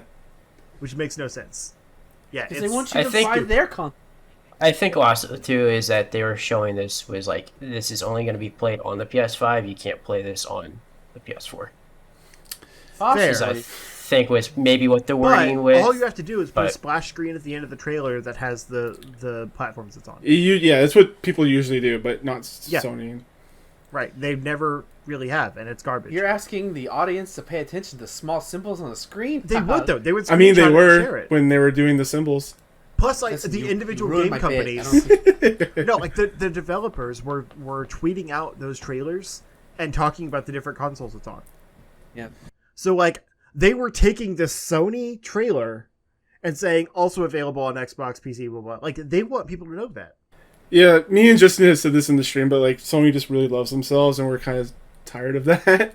Yeah. Yeah, Uh, look at our dick. But we can, Like, I I love can them for understand their why they exclusives, do but- that though, because you know Man. it's their thing. So Yeah. Like, uh, I get when it's a timed exclusive or something like that. But anyway, I'm yeah, getting away let's from the point. let's talk Um, about some other games. Kena is also coming to PC. All right. It's on. This was like a last minute edition, so I just want to throw it out there real quick. It's confirmed for PC and is actually on the Epic Games Store right now for pre-order. All right. Nice. So it's not exclusive, which is good to know because it looks great and I want more people to play it. yeah, it looks awesome. Anyway, we also had Stray, which is an adorable Oh. cat game from Annapurna Interactive. I When thought of you the second Yeah. I saw that shit. Yep. Same. Well, that's I the was thing. like, Justin's gonna love this. we had Spider-Man, and then Ratchet and Clank, and then Stray, Yeah. like right in a row. And I was like, this showcase is made for me. That's how I was at the past two Nintendo Directs. Yeah, it's true. Mm-hmm. But this looks great. Like, it's just like a robot world where you play as a cat. I love it. Yeah. That's also a PC game, I think, as well. Yeah, I guess it's had like a really long development cycle or something. Yeah. PG Dad was talking about it. Yeah. But I didn't, Listen, I don't cat know the physics details. are hard, okay? It's true, because cats are liquid. How do you animate that? We also had a new Square Enix title called Project Athia. That will never come out! I think it'll end up being Final Fantasy 16. Oh, hell yeah. Like, it's not now. People are saying, like, oh, it's Final Fantasy 16. It's not. My bet is it never comes out. I think the only way it comes out is it transitions into Final Fantasy 16. Like, they use this engine, like, well, it's the Luminous engine. It's garbage. But they use, like, this basis and shoehorn Final Fantasy stuff into it like they did with 15. Some of the enemies look like they're Final Fantasy enemies, like the dogs and stuff. Yeah. But, like, I'd honestly be okay with that because that's female protagonist, and that's awesome. Mm-hmm. Yeah, I thought it looked good. So. Yeah, it did Yeah. look really good. Yeah. It did. Where's my 6 remake? It was very pretty. We also got Destruction All Stars, which was kind of cool. It reminded me cool. of like a Demolition Derby version of Rocket League. I was groaning my ears because I was like, oh, fucking esports. And then I saw, like, oh, never mind. Awesome esports. Let's Yeah, go. it's cool. It's a bit much And for then we my got- taste. No, I think it'll be cool. I don't think it'll be the next Rocket League. Like, it's hard to get that level. It's the next Twisted But- Metal, which is still not great. I'm Yeah. okay with that. That was like, And then we got, finally, footage of Oddworld Soulstorm. Which, as Yeah. soon as they brought Lauren Lighting on there, I was like, are we finally Did he- getting Soulstorm? I didn't see it. Did he have his luscious locks still? No, he cut his hair. Oh. Damn it! Damn you, COVID! Sorry. Yeah. But it looks great. Like, it's not my thing. I don't really like the side-scroller Oddworld games. I like the 3D ones. I'm weird. I'm just amazed. I'm like, still making Right. Oddworld. It still that's what I was exists. thinking Yeah. too. Well, this Like, one's that's- been, like, in production, at least. Like, not necessarily in development, but, like, you know, the idea's been percolating for, like, 10 years. It's insane. Because this was Yeah. a trilogy that was supposed to come out, like, in quick succession. But it didn't. So it's taken 5 iterations of consoles to get this trilogy of Oddworld games.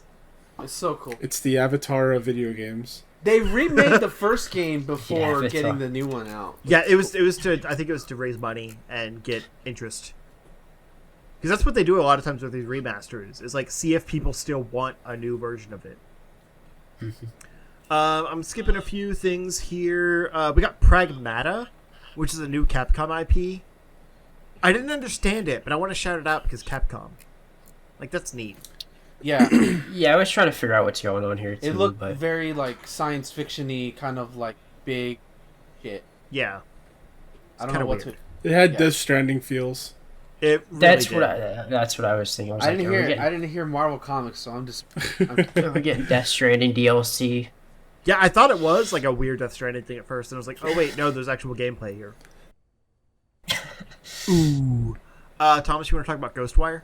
Oh yeah, Ghostwire. I'll just say real quick that it gave me like Bioshock feels, but Hell yeah, it did. yeah. So you're like a For sure. Bioshock Japan. yeah. But yeah, it takes place in Tokyo. You wander around the streets. I don't really know what you do, but you shoot plasmids basically. You fight ghosts. Yeah, you fight That's what you ghosts. do. It looks Ghostwires. pretty cool. Yeah. And then the Hitman 3 trailer that didn't feel like a Hitman 3 trailer. Yeah, that was weird. I didn't think that was Hitman at all until we You finally spent saw that whole him. trailer like, this isn't Hitman, is it? Because it said IO Interactive. Right. And it was like Hitman 3, and you're like, no, this isn't Hitman 3. This is something new. And then it was Hitman 3. It did not look like Hitman. There was like army people and stuff at first. Yeah. It was in the middle of forest. It was like, what? It was kind of tonally weird. Yeah. But I'd be cool with a Hitman game that's more story focused. Mm-hmm. And then, of course, last but definitely not least, we got Horizon Forbidden West, which I assume Yay. Sully was waiting for. Yeah, that's Sully's Yes. thing.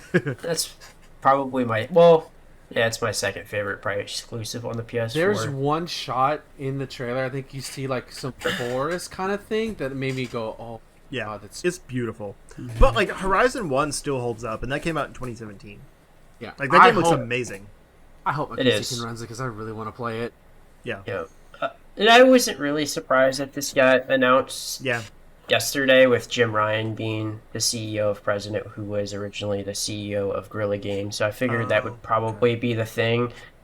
His first big PlayStation exclusive announcement would probably be Horizon. It made sense too. Yeah. 2017. I mean, we knew this was coming. Janina Garafa, who was like from the DLC, already announced that like she was back in the studio doing voice work for it. She wasn't supposed to, but she did. But we were just waiting for an official announcement. Yeah. Like, Yeah, with I was trailers. when I saw it, I was like, awesome. Wasn't surprised. I was like, at least we know for sure. Like, boom, it's out there. Here it is. We got trailer. Looks gorgeous. Can't wait to play as Aloy even more. So. Takes place in San Francisco. Yep. Yeah, that was cool. Like, I like the new atmosphere and everything. I wasn't sold on the first game, but I still Really, want to like the series. The first game is so good. It's their Zelda. That I think that's how they're treating Oh, it yeah. now. Like, For sure. But it just felt too meandering. Like, it's an open world game in the worst way. Because, like, there's not really a lot you have to do. There's just a you're lot not of selling things me the you game can here, do. man. I'm not buying this. I'm not buying this. Well, no, to each their own. I just, like, I went into it thinking I would love it. And so I was kind of disappointed when I was like, oh, this is, like, it's just what it is. This fucking commentary.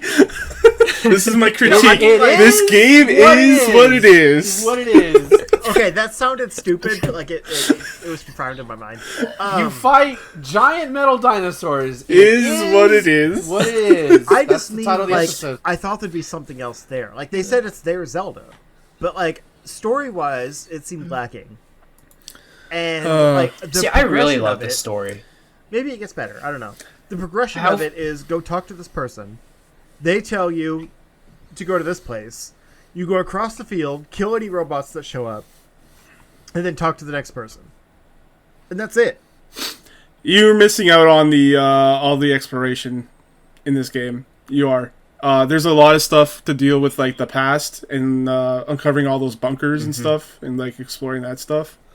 I'm and getting excited. That's what I really liked about the first one, was all that like the technology stuff that people are using. Well, maybe it's just not a strong start. It isn't, because I actually played this at launch and put it down, and then went back to it a few months and like restarted it, and I was like, for the second playthrough, I absolutely love this game. Okay. Like, it was, up until God of War came out, the best PS4 exclusive in my opinion. Wow, that's high praise. Fair enough. And it's coming to PC. Yeah. Yeah. So it's not an exclusive anymore. Suck it. But like I've been very vocal about, like, I'm not a huge fan of open world games. And it felt like the epitome of an open world game. The busy work. Yeah. You would hate. Oh yeah, I'm not gonna play it. But anyway, we also got the actual console reveal finally at the very end. The binder. Yeah, it looks The kind of weird. binders. I've loved all the the memes router. about it. Like, that's been the best part. I'm happy it can sit on its side. Like, I feel better about it. Kaiba. And I think $600 for the disc version is reasonable. I mean, it's not reasonable, but I think it's realistic. Yeah, it's Because they also announced the discless version, which I think will probably shoot more for the 500 range. And that's what they're going to promote as, like, the consumer version. But, like, because it's backwards compatible, I immediately thought, I was like, oh, I'll just go discless. I never buy games anyway, physical games anyway. It was like, well, crap. Like, if it's backwards compatible, a lot of my PS4 games are still physical. So, like, I want the backwards compatibility to work, so I need the disc then. So it's like, it's kind of a weird world we live in right now. I mean, that's true universally. But I don't know. I just loved all the memes of GameStop sweating of the fact that there would be a disc at launch. I liked all the memes with like the way the console looked. Yeah, Oh yeah, those are great. you're a third-rate console, fourth-rate. But, like, I hate the white. Like, I'm so tired of the white on black aesthetic. I hope they announce more colors. Oh, definitely they're gonna. Not at launch. somebody did an all black for it. It looked really sexy, actually. Yeah, With I the saw. all black. I retweeted it, but Boss Logic put out a black and red, like a Spider-Man bundle, Ooh. and I was like, I hope this is real. Like, I want it to end up being real because I will buy the crap out of that bundle. I will say this. Oh, you know they will be. I will say this about their design though. You can actually use the USB ports, and they're not like hidden inside those weird slight slits things. And it charges with USB-C, That's cool. which is That's fantastic. yeah. Yeah. Neat. Yep. There's a lot to like. I just don't like the colors, and the wings are kind of weird. Yeah, I don't like the wings. Yeah. But I like. I think it was VG Dad again. Said something like the PS5. He's funny. I can't help it. He is funny. The PS5 looks like what fans pictured consoles looking like in the future. Oh yeah, or something like that. Yeah, from the 90s or whatever. Like 90s fans. Yeah. Because there was like a lot of those high concept like fan console renders or whatever. Yeah, a lot of clean white and sharp edges or whatever. Yeah, Mm-hmm. and they really did look like that. So we have the fridge versus the router. Who you got? Yeah. I can put food in my fridge. I mean, I can't put food in a router. You could. You're just not trying hard. you can't put Spider-Man in your fridge though. So the router wins. That's just we're not wanting to have a kidnapping charge. But if you want to go that extra mile, do it. I'll just go buy a toy Yeah. and then put it in the fridge. The Boom! router. Spider-Man in your fridge. I can play all my Xbox games on PC, so Exactly. Yeah. I have got an it. Xbox One X. Like, I'm good for next gen for a few years at least because it's forwards compatible. I'm gonna have to buy a PS5, but it's backwards compatible, which means I can get rid of my friggin' like airplane, like jetliner Jet version engine. of a PS4. Yeah. it's so bad. The other day I was playing Dead. This isn't related to news at all, but who cares? The other day I was playing Dead by Daylight with my friends, and I had to go to the bathroom, so I put the controller and headset down on the console, just like not thinking. And I came back and put the headset on, and they were like, "Oh, thank you! Finally, you got out of the airport." I was like, "What are you talking about?" They're like, "Where was that headset? It was so loud." That's funny.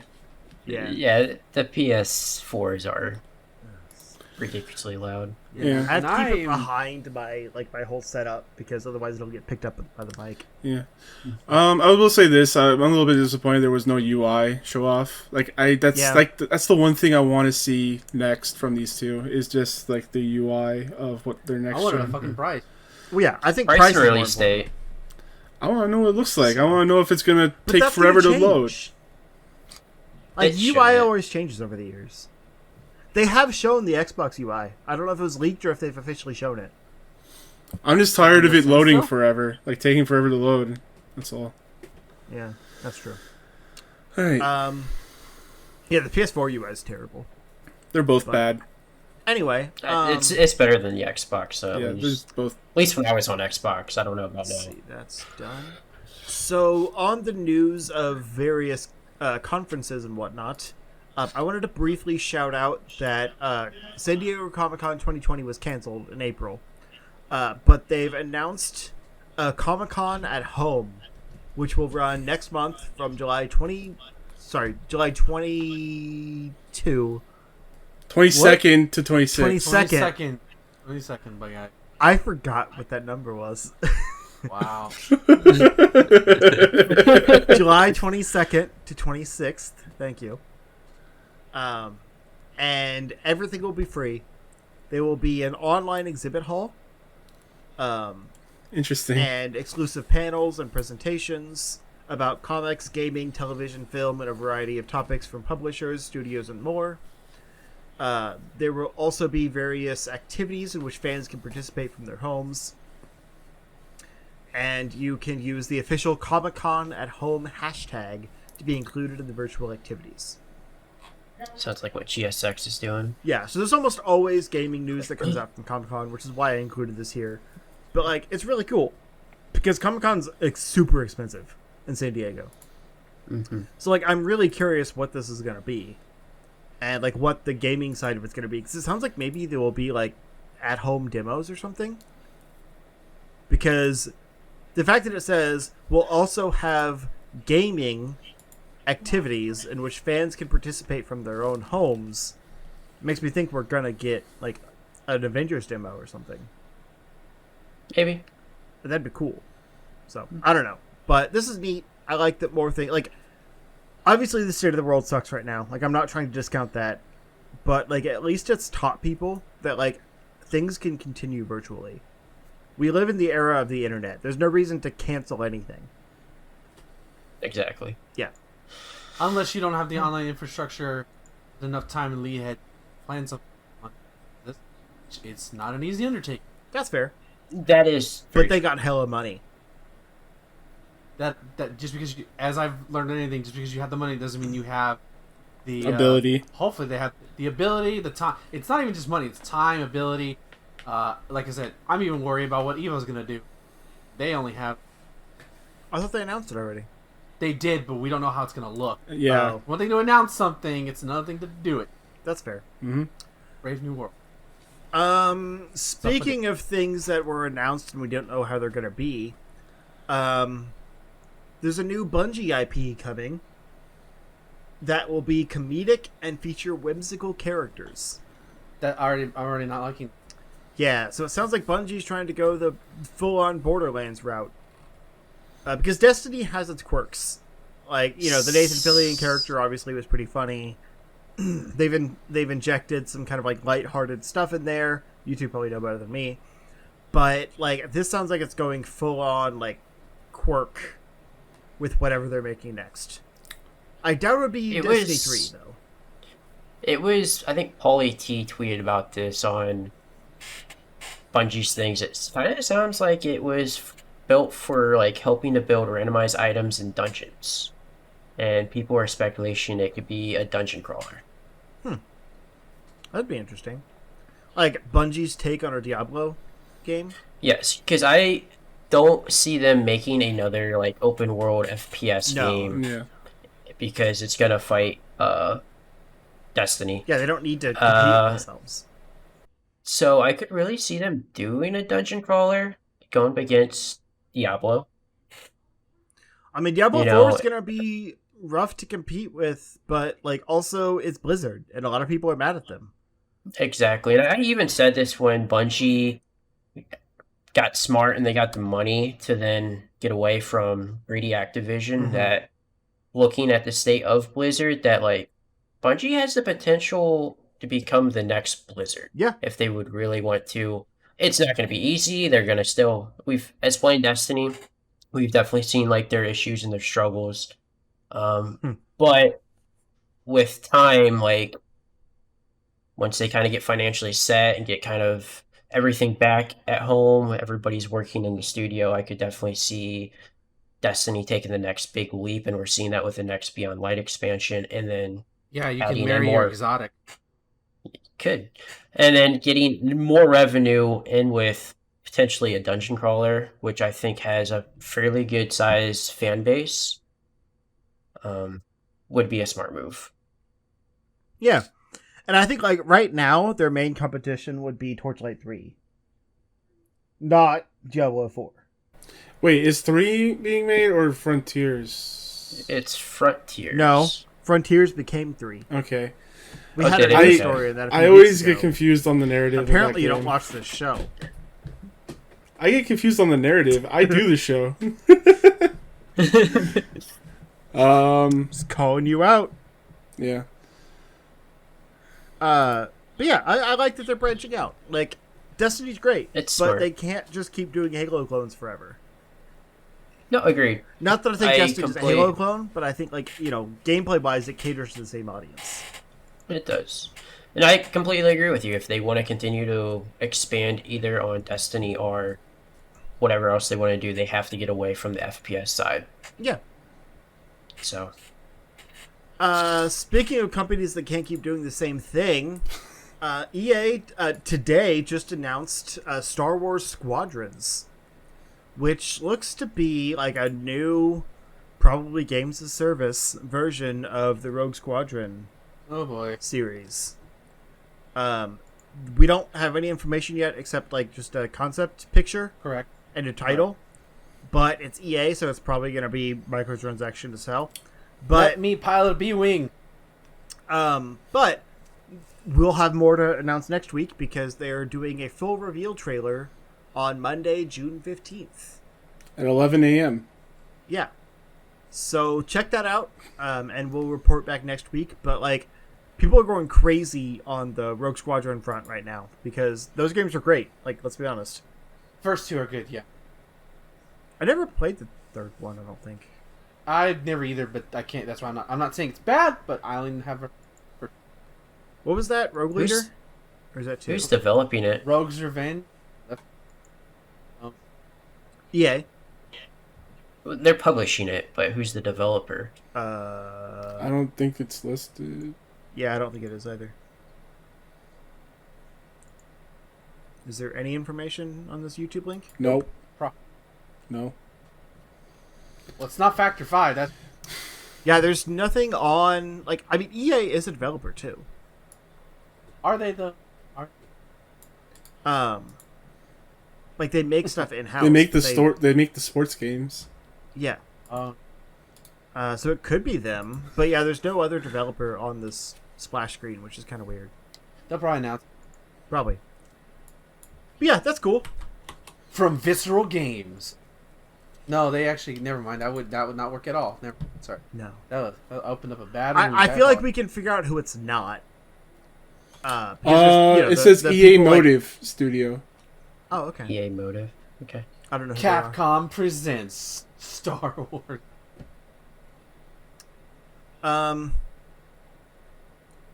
I don't have a transition for this, but we got a new trailer for Paper Mario Origami King, and I'm noticeably less excited now.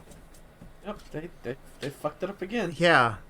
So, like, gameplay-wise, there's some really cool stuff here. Like, the traversal mechanics. Really convoluted. The gameplay variety, really cool. But, like, as an RPG, super lacking.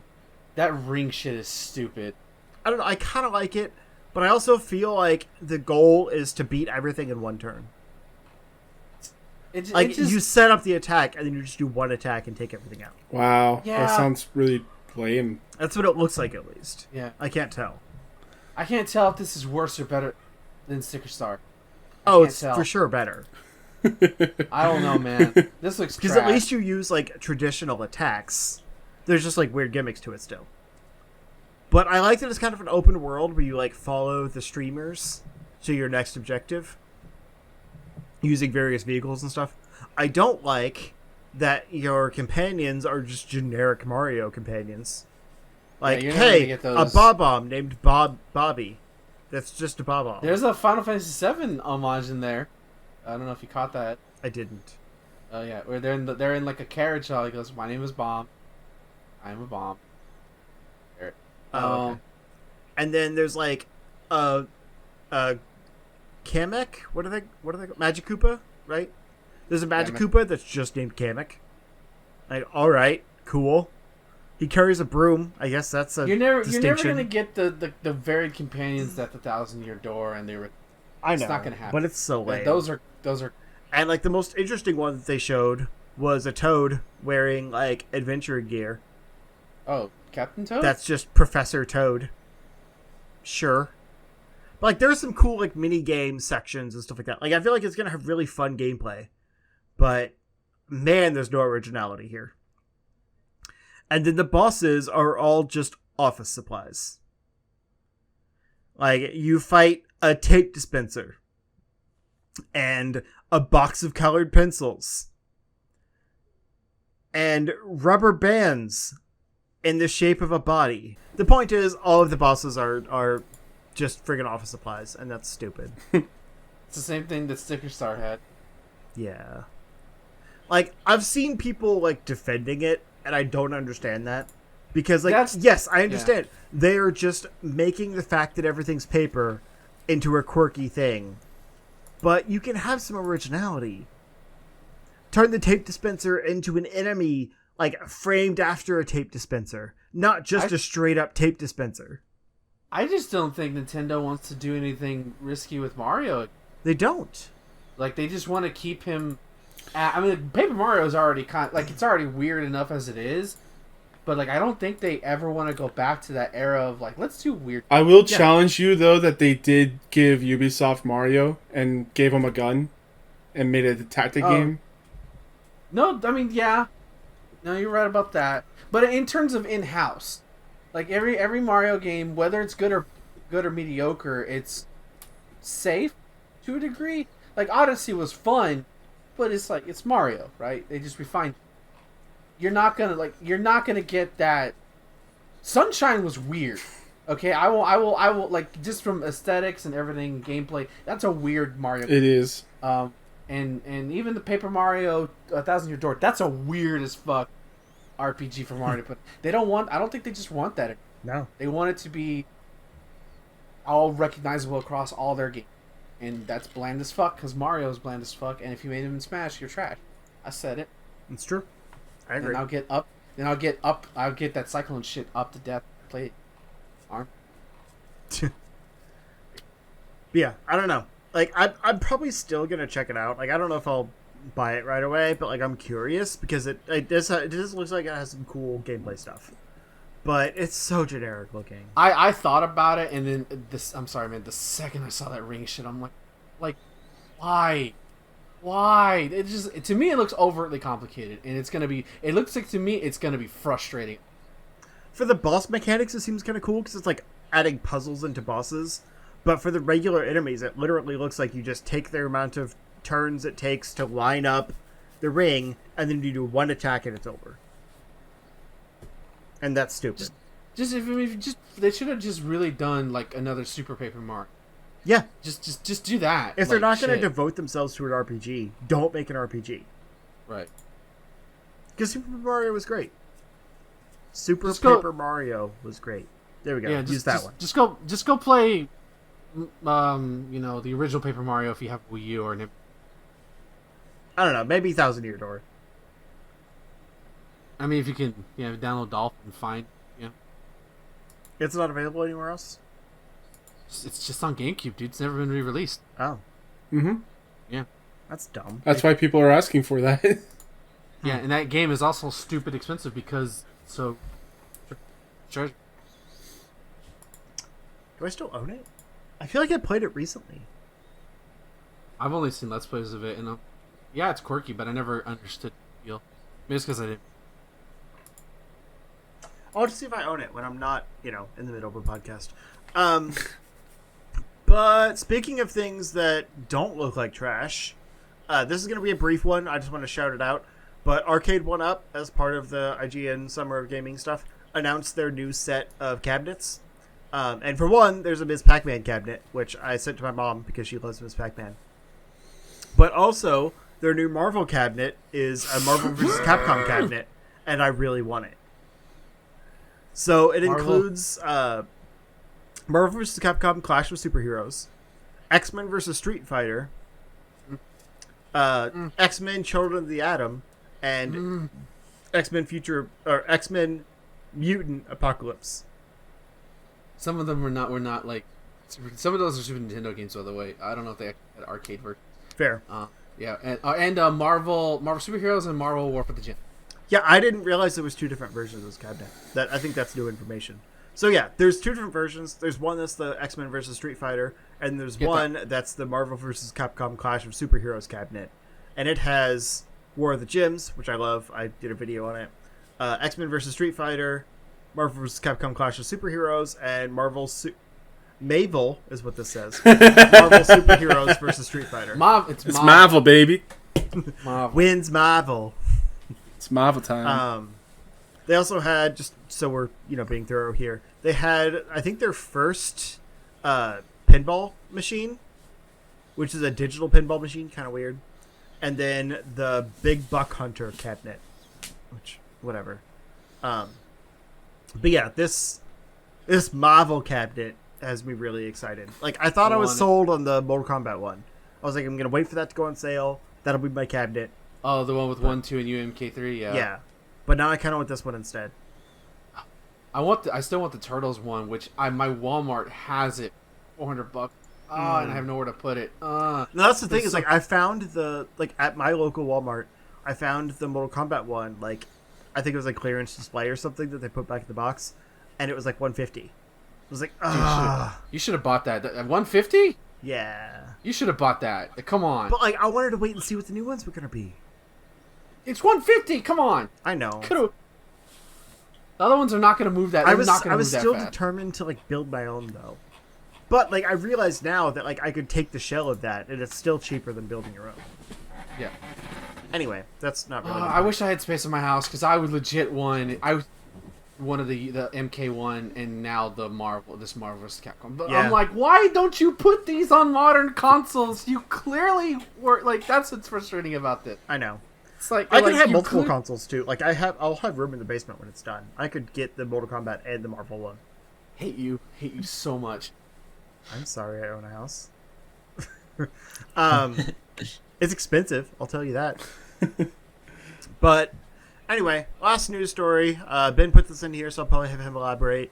But oh shit! Supposedly, this is like a new report. I don't know all the information yet. But AT&T is considering selling its Warner Brothers gaming division. Yeah, so the original story is on CNBC. Yeah. They bought it in 2018 because AT&T is stupid and just buys up everything thinking it'll be profitable. They brought Warner Brothers. Yeah. They bought all kinds of stuff. And now, like, one of the other big things they just randomly purchased was DirecTV. And so in 2020... now their investors are trying to get them to sell like non-essential properties, and so they're looking to sell off the Warner Brothers gaming division, which doesn't actually include the properties they own, such as Batman and Harry Potter.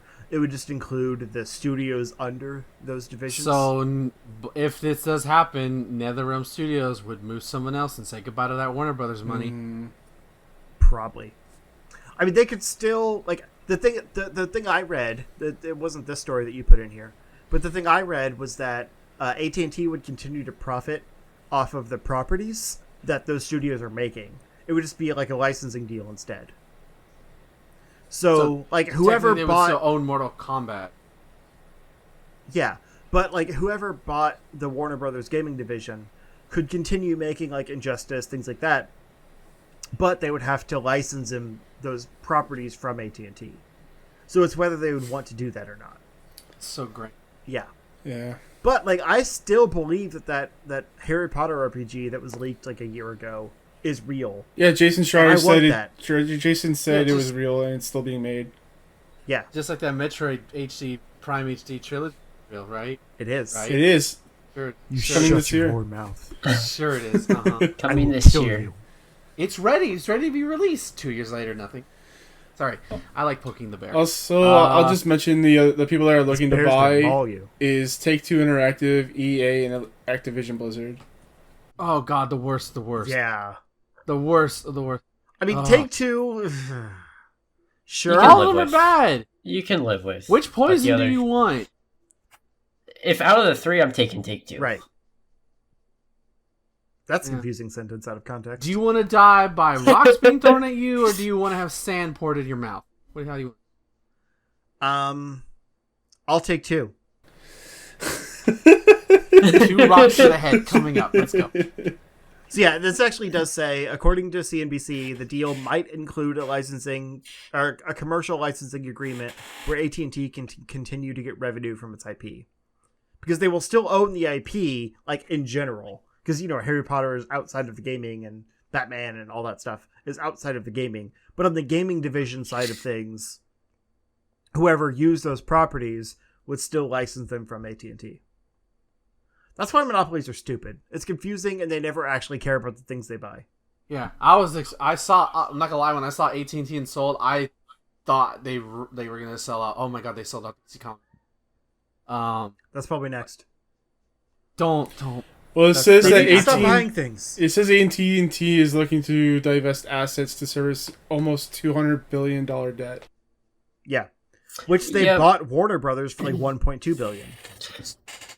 They need to sell DirecTV. Yeah, that was their big deal. That was the problem.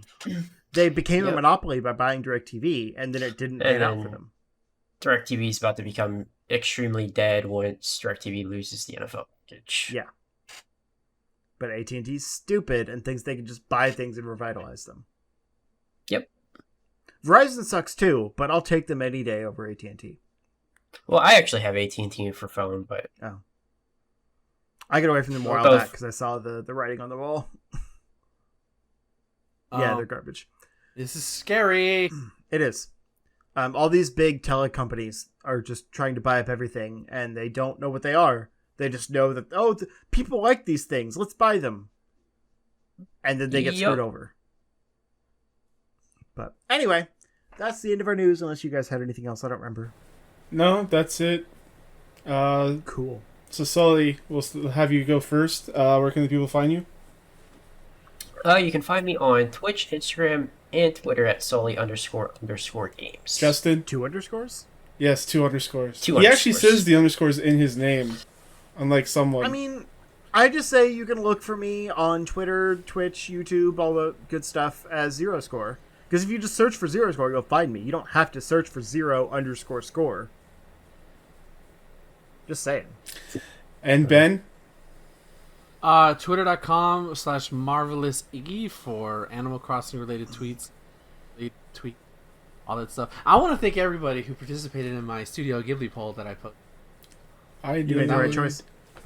I didn't. They made the right choice. I mean, I made the any right one choice of those for mo- you. What? Howl's Moving Castle? Yeah. Oh well, congratulations, you already won. It's a brilliant movie. I haven't seen that movie since 2005. Oh my That's god, great. so made me cry. But no poll this week because I'm watching Knives Out. Which Also great. Everybody's been egging me about that, so I've heard good things. Yeah. If I hate it, I'm coming to your house. Fuck Hope. If you hate it, we're not friends Fuck anymore. COVID. We'll see. Like, the Resident Evil movies is one thing. Hating Knives Out? No. Unacceptable.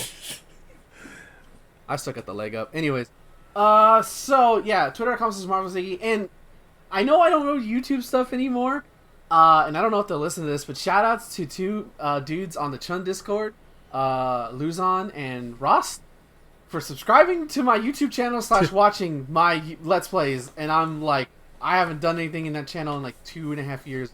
That's been Yeah, that long. they like them for some reason. That was very fucking like, okay, minor side bit. One of them literally comes up to me and asks me, because he's from Australia, which is even the more wilder part.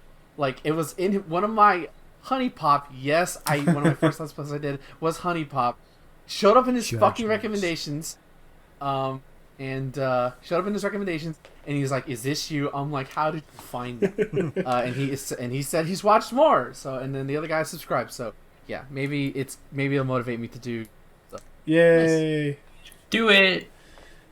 Twitter.com/Marvis, where you can all leave me the hell. All right. So you Not a can great promotion. you can check me out on Twitter, CSG Thomas. Also check out charshut.com. Putting out more content on a daily basis. Putting out way more show notes than usual.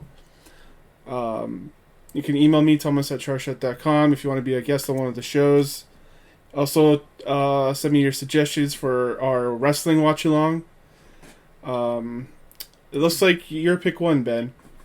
Yeah! Everyone voted for it except for me, because I voted for mine. Nobody wants to see RoboCop. Nobody wants to see RoboCop at a wrestling event. No, not in 1991, my guy. Not. No. Yeah, and you can review our show on iTunes, Apple Podcasts, anywhere you get podcasts. And send it to a friend. And thank you all, and have a good night. Wash your hands.